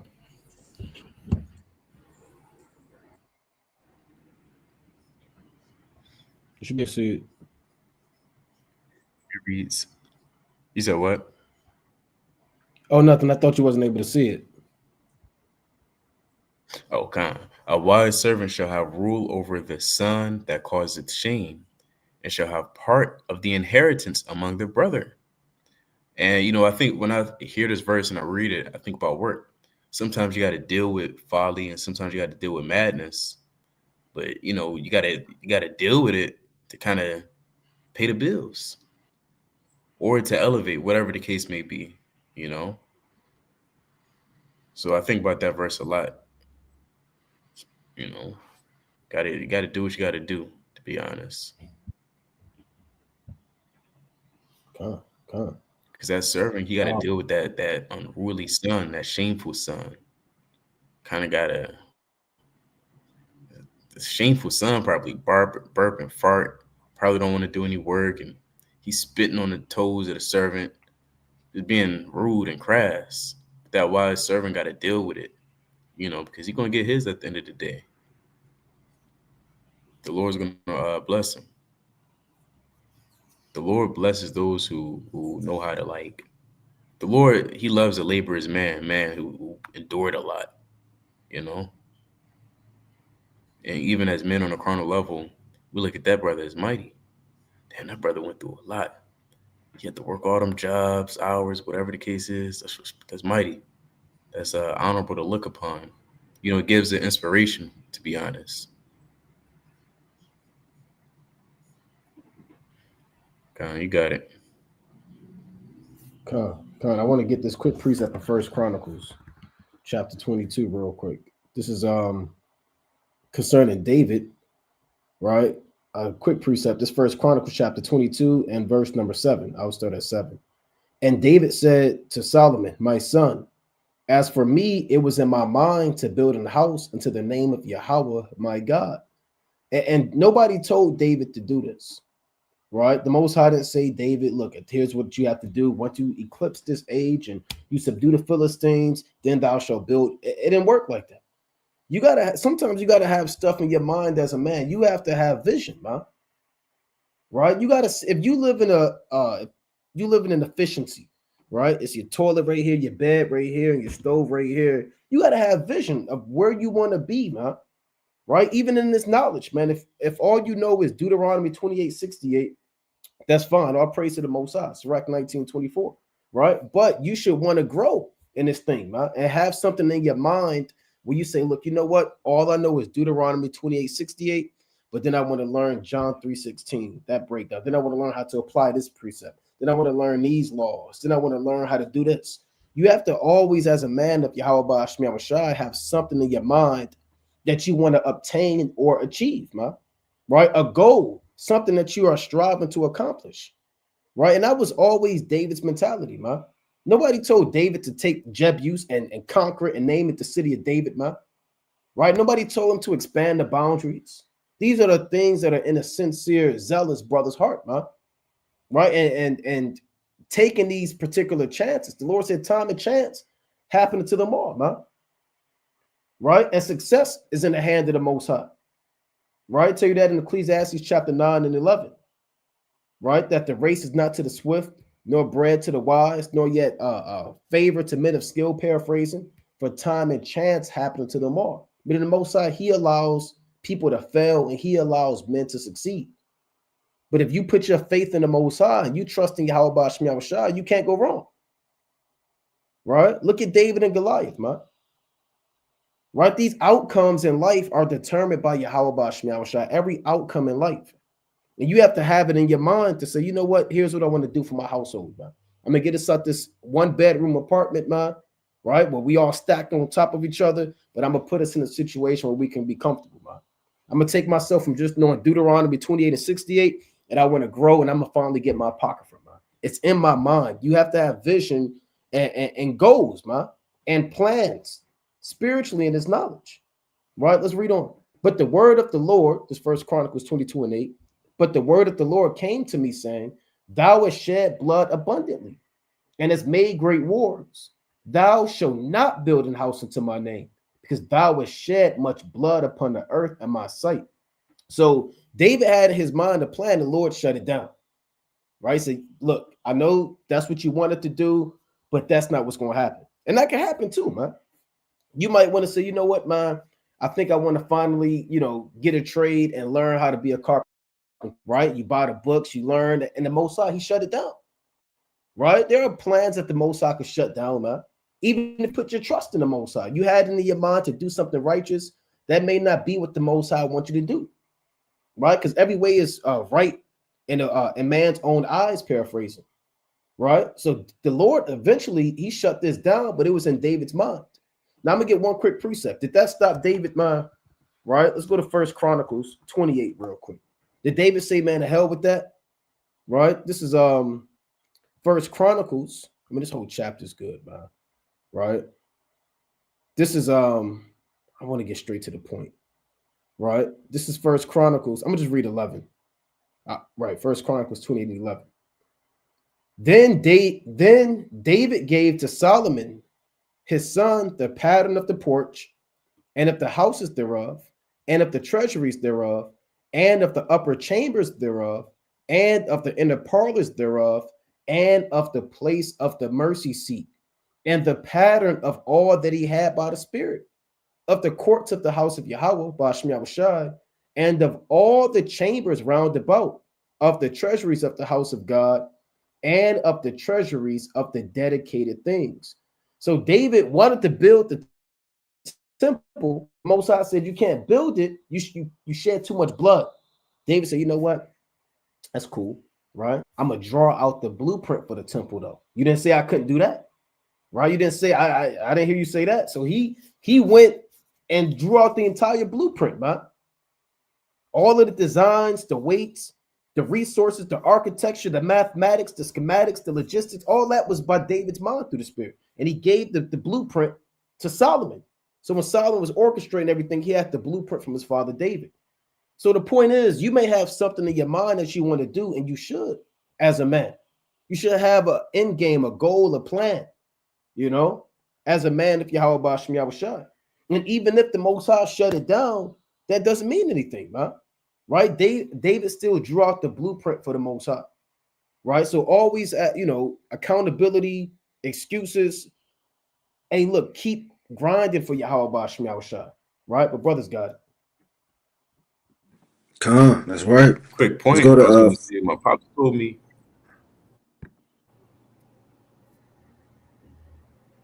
I think it's delay, Salakia. I was just gonna make one quick point. My pops told me when I was young, I always have a plan A, B, and C. You always gotta have a backup, just in case. Because your first plans may not always work out, and that's life. You gotta expect that though. Even business owners, they forecast what the probable outcome may be. These business analysis, or whatever you want to call them, their job and duty, their sole life is kind of to foresee the evil. And so should you when it comes to laying out your blueprint. You have to weigh in the risk. What is the risk versus the reward? And kind of consider everything and place it in a balance and measure it. You got it, King. Come, that's right. Let's go to 1 Timothy, right, chapter 4 and verse number 9. Right, 1 Timothy chapter 4 and verse number 9. Right, and this is what brothers need in the last days, man. Right, to rise up and be men and be strong. See, a lot of brothers, they just focus on the outward and not the spiritual aspect of it. Right, you have to have mental stability, strength. Right, I mean, you may not physically be able to lift something, but your mind may come up with ways, right, how to, work around that, how to be persistent, man. Being persistent, determined, right? These are all attributes that brothers should have in their character. It says, this is a faithful saying and worthy of all acceptation. 4, therefore, we both labor and suffer reproach because we trust in the living God, man. So we labor and we suffer. But this is a part of being an Israelite, man. Right? You can't pick and choose what you want out of this truth. Right? This isn't, you're not going shopping. Right? I mean, the Most High gave you Lamentations, woe, all type of things against us that we may strive and show ourselves men, that we may endure to get the crown of heaven, man. Right? It says, therefore, we both labor, meaning we have to labor, right? Whether you're physically laboring at work, you're mentally laboring, trying to figure out better ways to be a better man, provide for your family, get yourself in a better situation. Your mind's always going to be working, and you're going to suffer, man. Right? That's a part of laboring, right? Whether you physically suffer, infirmities, back pains, and different things like that, or whether you mentally suffer, man. See, a lot of brothers may mentally be breaking down mentally, man, but they don't show it. Right? Their physical body and structure is strong. Right? They can lift this, they can move that, they don't work on time, but their mental is suffering, man. Right? We have to strive and continue on because we trust in the living God, who is the Savior of all men, especially those that believe. These things command and teach. So as Paul is giving instruction to Timothy, right? Let's see what Paul is telling Timothy. Let no man despise thy youth, but be thou an example. See, you can't just worry about looking up to somebody all the time, huh? Right? Oh, that's the leader. Or that's my father. Or look at Abraham. Right? You just look up to everybody. You got to be the example, man. When you going to show that next brother, man? Every brother has, or at least a lot of brothers, I should say, have younger brothers. They have sons. They have nephews. Right? They have younger brothers. Right? That may not be physically their blood brother. They look up to you, man. And those brothers are watching your mannerisms. They watching how strong you are. They watching your speech, your conduct, your character. And that's shaping young men, man. When men see the strongness of their father and the things that they've done, it gives them hope and a reason to move in that same like mentality and spirit, man. But when your father smoking weed, cracking his toes, drinking up all of the beers, being all loud, right? Not paying the bills, barely coming home. I believe a brother said it earlier. A brother said, well, my father did it. That's no excuse to move in that same coward-like mentality, man. The Lord said through the hand of the Apostle Paul, be thou an example. So he's commanded Timothy to be an example. Because Timothy became over, you understand, Ephesus, man. Well, yeah, Titus over Crete. These men didn't have a light duty and a light matter. You're over your household, man. You could put a frantic spirit in your household, man. Let you be biting your nails. I don't know where this check is. It didn't come. I got fired 3 weeks ago. I just been going out and hanging with Fred. Right? You just been going, putting a spirit in the house, man. It says in word, meaning in your conversation, right? In conversation, in charity. So you have to be what an example in word, meaning whatever you say has to come to pass, man. You tell a brother you're gonna be there for him, you're gonna pull up, right? You're gonna do something, brother. Be about what you say, man. If your word has no weight, I believe it says in 1 Samuel, the 12th chapter, right? None of Samuel's words, right? I mean, he was a man of integrity, right? When you read the book of 1 Samuel, the 16th chapter, none of his words hit the ground, man. Meaning whatever he spoke, you took it serious. You don't want to be the brother that speaks. Nobody regards what you're saying, man. Right? You tell your woman, I'm gonna do better. I'm gonna pay the bills. I heard that last week. Didn't you say that last time? What's gonna change? Right, brother? Be a brother of deeds in conversation. Meaning you gotta move and have a type of spirit to where what you say and the mannerism you have and the structure, right, of your character speaks volumes. In charity and spirit and faith and purity. I mean, you have to be perfect. Till I come, give attendance to reading and to exhortation, to doctrine, right? Neglect not the gift that is in thee. And a lot of brothers, they neglect the gift, man, right? Meaning, I mean, if you came into this truth, there should be no reason a brother should fall out of this truth. There have been a lot of brothers that fell out of this truth that had excellent talents. They were mighty teachers, they were mighty leaders, excellent fathers, right? They had excellent exhortation. Whatever spirit the Most High gave them, they neglected it, man. and they showed more attention to worldly things than they did the gift of Yahweh. So don't neglect the thing that the Most High gave you: sewing, cooking, cleaning for women, counseling younger sisters, being an example. Being an example is underrated. You don't have to have this big, excellent memory of all of these precepts and be some high renowned teacher, man. Be an example, man. Show brothers the way. Right? Be the brother brothers can depend on, man. That speaks volumes in itself, man. Be dependable. When all else fails, we know that this brother has our back. Neglect not the gift that is in thee, which was given thee by prophecy, right?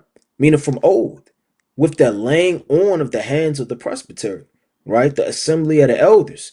Meditate upon these things. Give thyself wholly to them. So just like when you read Second Peter, the first chapter, right? The Lord through the hand of Apostle Peter, he talks a lot about what you ought to do to be blameless. If these things be in you, you should never fail. When you got to give yourself wholly to the precepts. Don't apply just 3 of them or 5 of them. Everything that's godly and holy, right, that makes you blameless and perfect, you have to give yourself wholly to them, right? That thy profiting may appear to all, right? So your profiting may appear just to your family by you doing X amount of things, or just to the brotherhood, but it's not exercised in your family, right? Whatever the Most High is showing you through these precepts, you're profiting, meaning your light. Like the Lord said, let your light so shine amongst men that they may glorify the Father which is in heaven. I mean, that don't mean you hide it at work or you hide it when you're at the grocery store. No, if you're this man, you have to always be this man to your family, your friends, your congregation, right? Those that need it in charity. People supposed to look up to you and see your profiting appearing, man, of all the things that you're exercising. Take heed unto thyself, right? Because you could fall by not executing these things, and into the doctrine.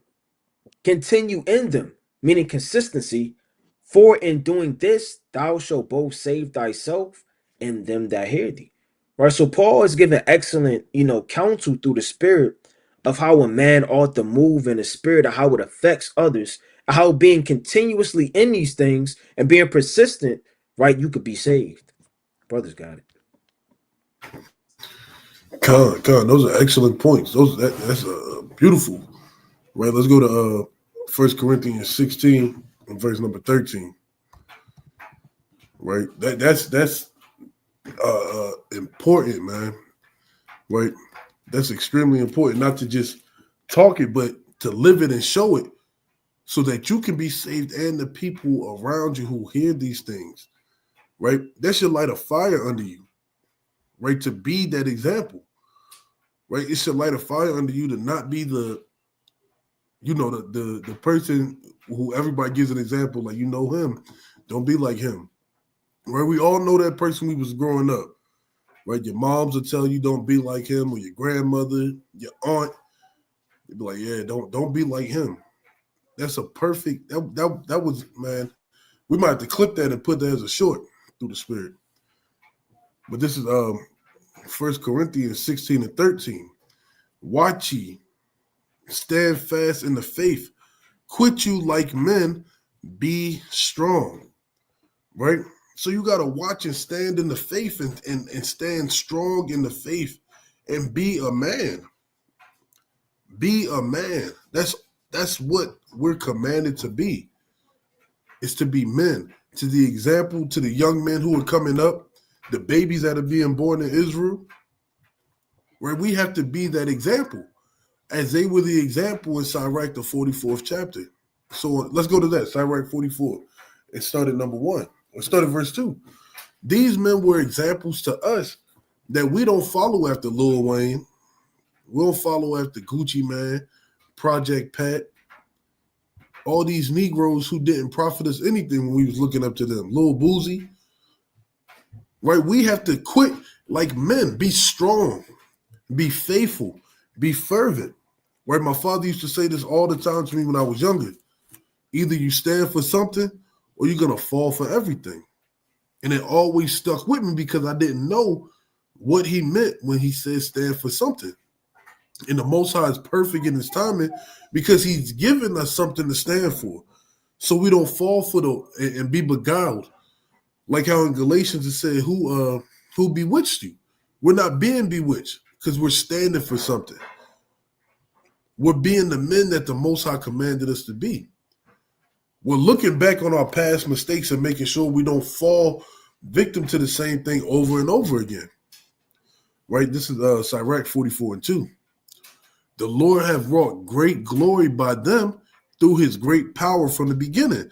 This is speaking about our famous forefathers, our forefathers of might, forefathers of counsel, forefathers of understanding, of war, right? Such as did bear rule in their kingdoms, right? Men renowned for their power, right? And we're trying to lay the foundation for the kingdom.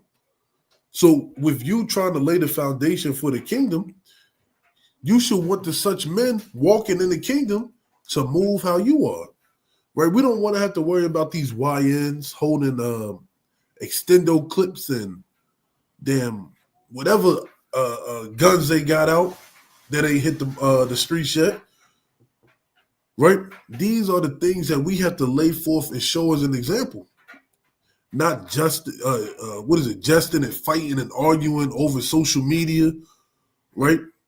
That stuff is of the past, man. We have to be men renowned for power. A powerful man knows when to say it's not even worth entertaining. It's not even worth allowing myself to get upset over it. Giving counsel by their understanding and declaring prophecies, right? These men did all these mighty works. Look at Nehemiah. How Nehemiah encouraged the people to build the wall. Encouraged the people to build the wall with their swords in their hands. He gave them precepts. He ministered unto them. He strove away the heathen and the enemies, man. These men stood up and were leaders of the people because the Most High was with them and they accepted the position that the Lord gave to them as being, right, what do they call them, alpha males in the society? Right. They say alpha males. Yeah, we're supposed to be alpha males, man. Right, if you don't mind looking that up.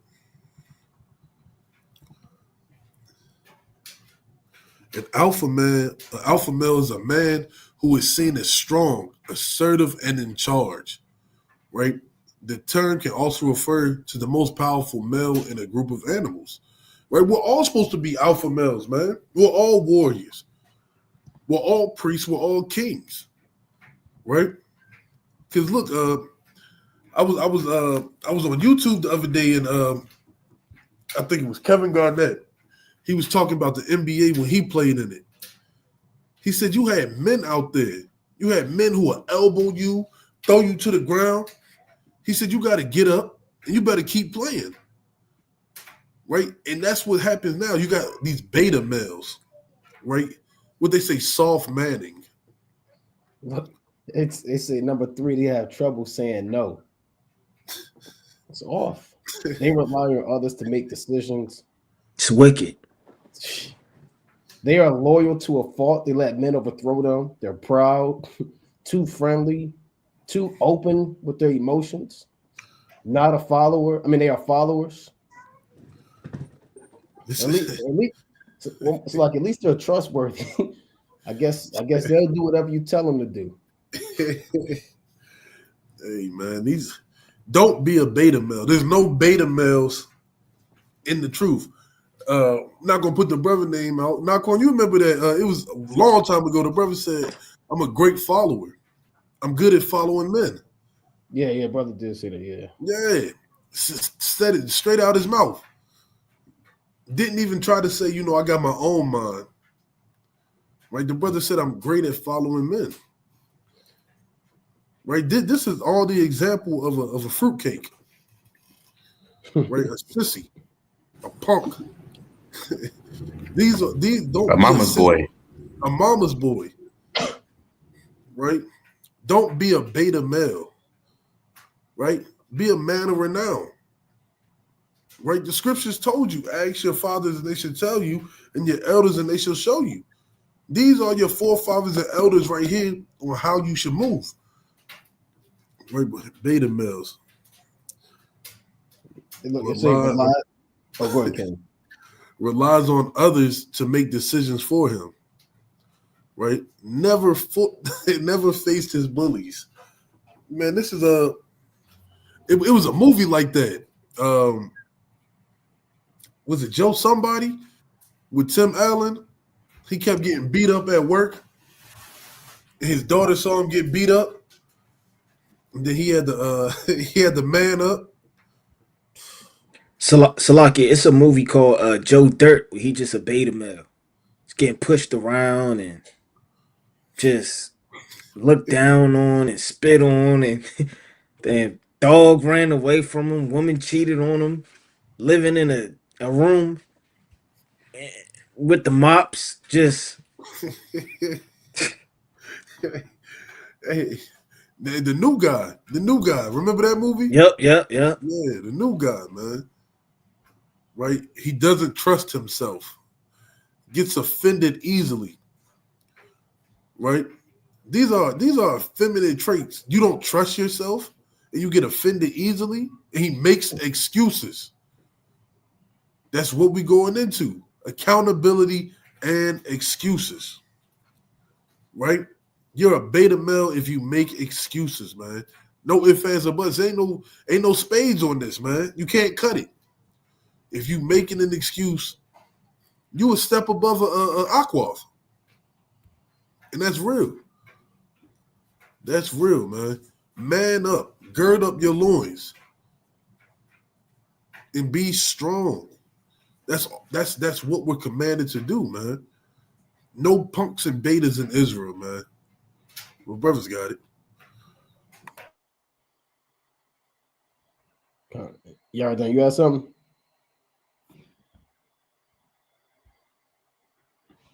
Can brothers hear me? kind of gay. Come on. Oh, we could bring out closing precepts if brothers had them. Unless brothers had something else. Yeah. I bring out a closing precept. Let's brothers got some, you know, and that's an excellent point, man. I mean, if you're not a man, a alpha male, a manly man, then essentially it's off because you're not taking on the image of Yahweh Shah. I mean, it's no way to really look it around. I don't have to be brute, right? Yes, you do, man. You got to strap your boots on. You got to go to war, man. That's Jeremiah. Let me get one quick precept, man. Yeah, I was just about to get one. Yeah, that's the spirit. You got to, man. A curse be that man. That Jeremiah 48:10. Oh yeah. Curse be that man that keepeth back his sword from blood. Right? It's the book of Jeremiah, chapter 48, verse 10. Cursed be he, right?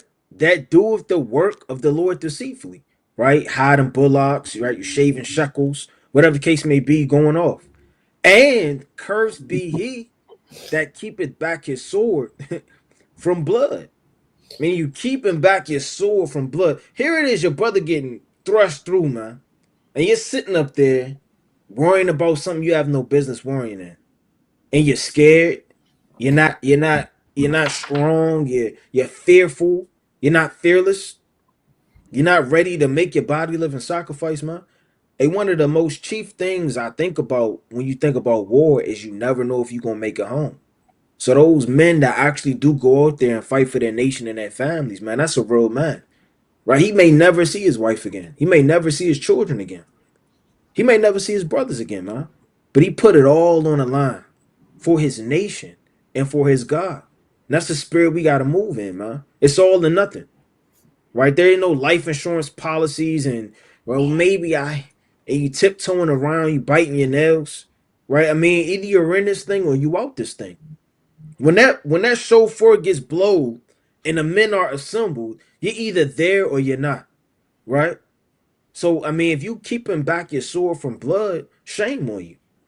Right? And that's spiritual too, because when it's time to do the work of the Lord and slay these demons and heal your people and chop down doctrines and stand for the Most High, if you keep back your sword and you keep those 15 precepts, right, that you have in your sword, right, all tucked away and only you know them and only you read them, right, on the Sabbath day and nobody else knows them, I mean, what good is that?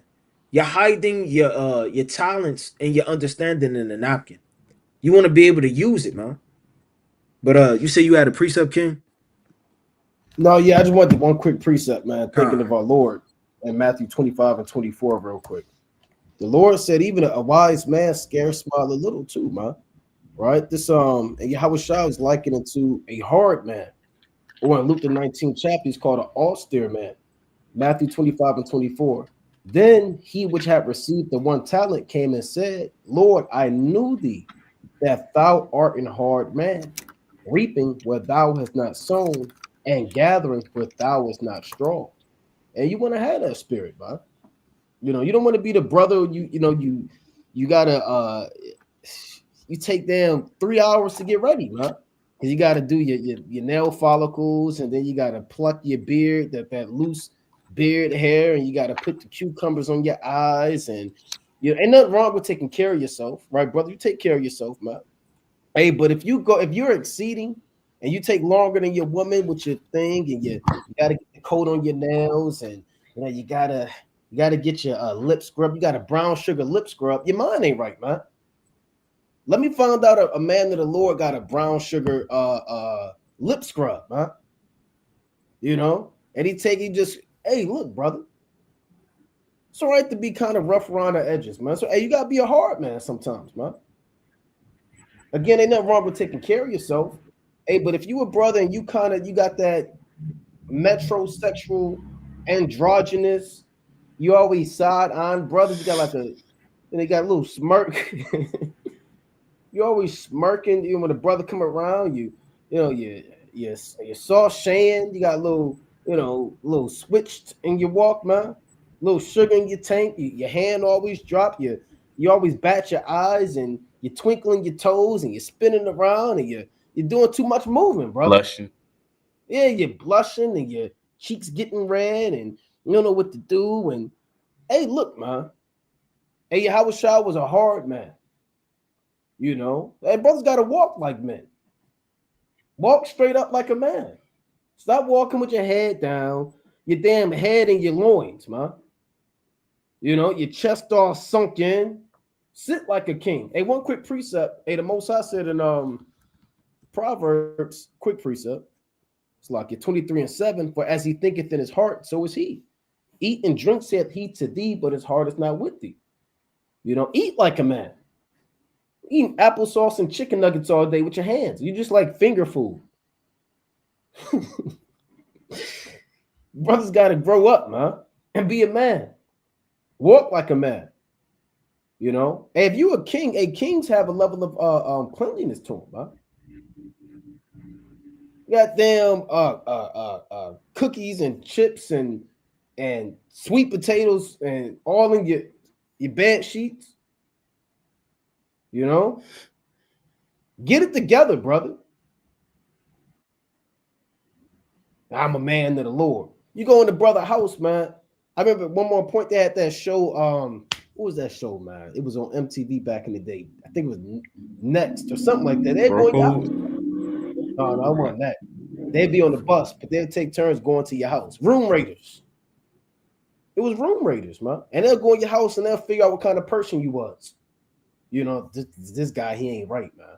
Now, he might have got off that bus on Room Raiders, and, he might have, brother might have had an outfit, might have had a fit. And then the Eve go to his room, man, this damn follow y'all doodle drawings and doodles and, etch-a-sketches and Legos, man. So you got to get your house in order, man. Get a menorah in your house, man. Put some lines. Hey, get the prayers in your house, man. Sweep up that trash that's been sitting there for 4 weeks, man. Get it together, brother. Have some hygiene, some manners, man. Be a man. If you a king, be a king, man. Don't just be a king at camp with all of the breakdowns and you go home and you're just an infidel and a fool. And you just watch the Boondocks all day. Be a man. I just want to make that point. So, brothers got it. Con, I don't know if it was that same show, but they used to go to your room and see if they want to date you or something like that. Yeah, Is that yep, that same one? yeah, that's Room Raiders. I think that's what that was back in the day, right? I think that was Room Raiders. Yeah, 2003. Man. They go in your room, man, and violate Yep, you. You know, yep. They Oh, flip I over forgot your about that. mattress. yeah, they'll See all flip over. type of damn stains. They'll see pictures on the wall that ain't supposed to be there, Yep, right? And then yep. we here you are meeting this guy or this woman, and you thinking that they he's nice, he's a gentleman, he's comely, he's respectful, right? And then you get to his house, and that's spiritual because the things you can't see is what really your character and who you really are, man. The outward doesn't really mean anything. How did the Most High judge David, man? See, Right. the Most High looketh not on the outward, man, like man, in 1 Samuel chapter 16, verse 7, but on the inward, right? So when you dive into a brother house and you see all type of relics and Cheetos and crumbs and he got 1,000 keychains and all type of all type of madness Crackers. going on, you gotta mark that, brother, man. Yeah, man.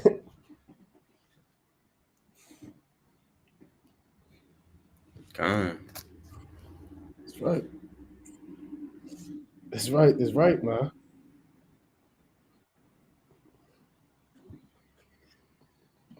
Uh, I got a closing precept, brothers.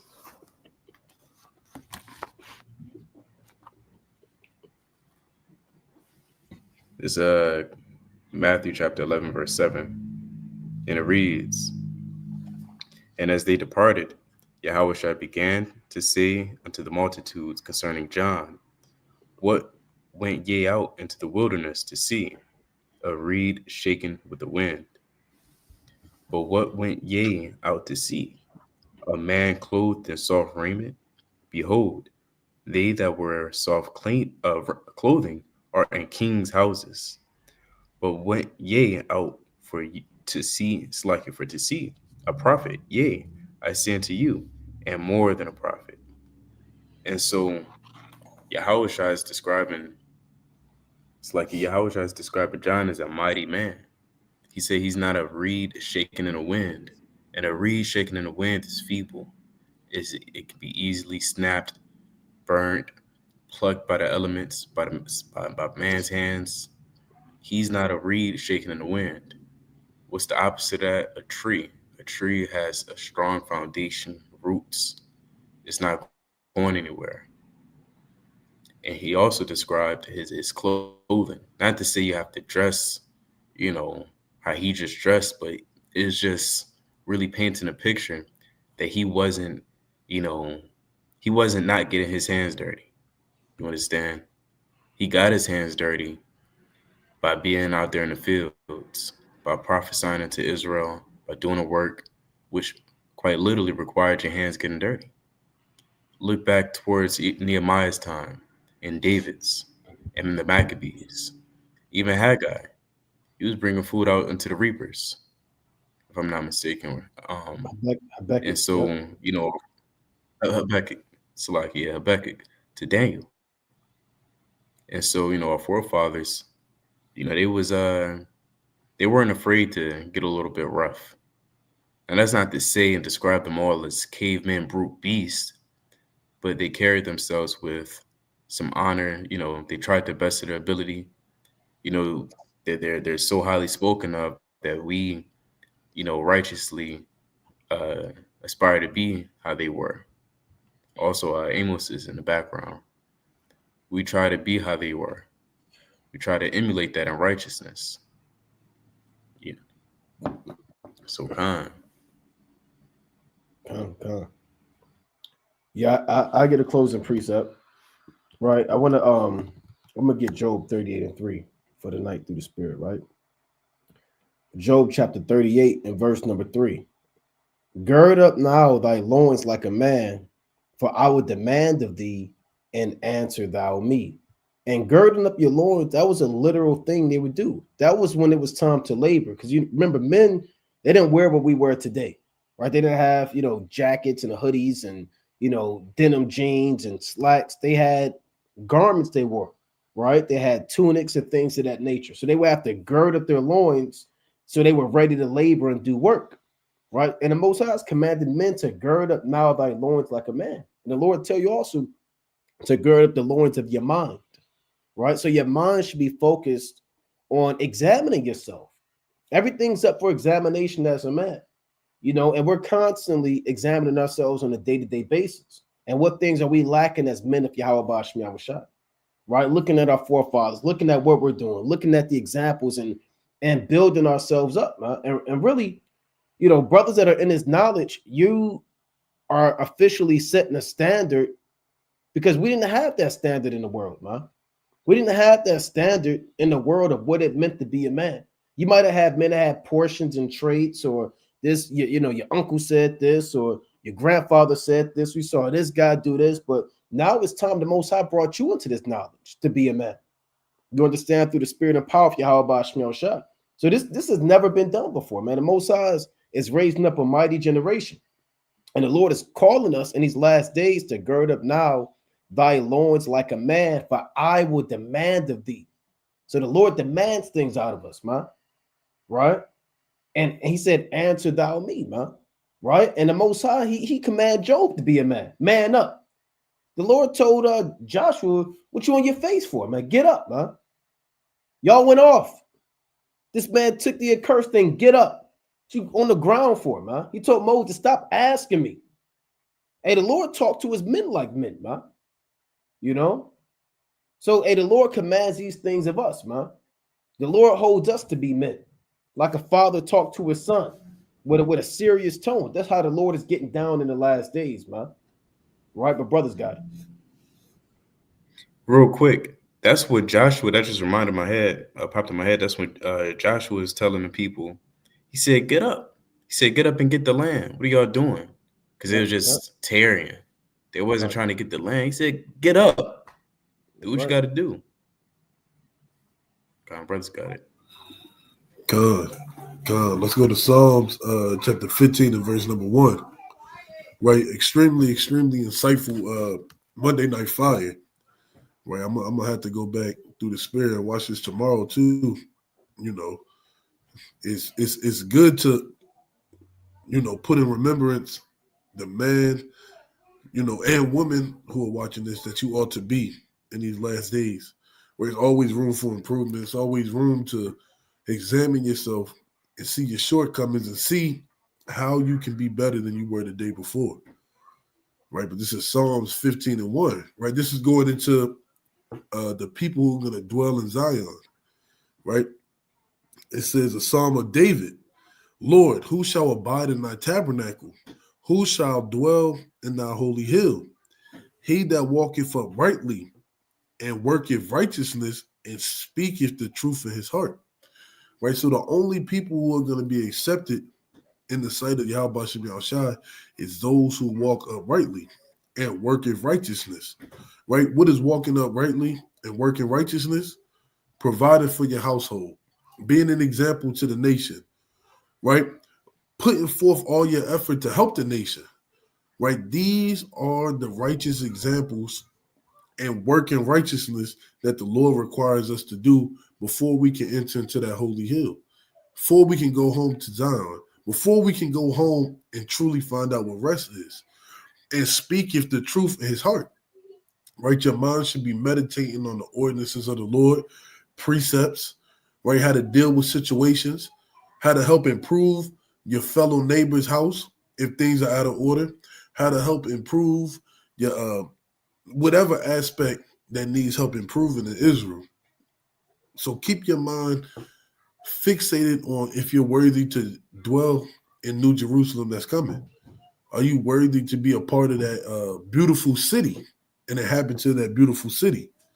Right? And no beta males, man. Be an alpha male in these last days. My brothers got it. Khan. And I want to get Second Esdras chapter 10 and verse 33. Right?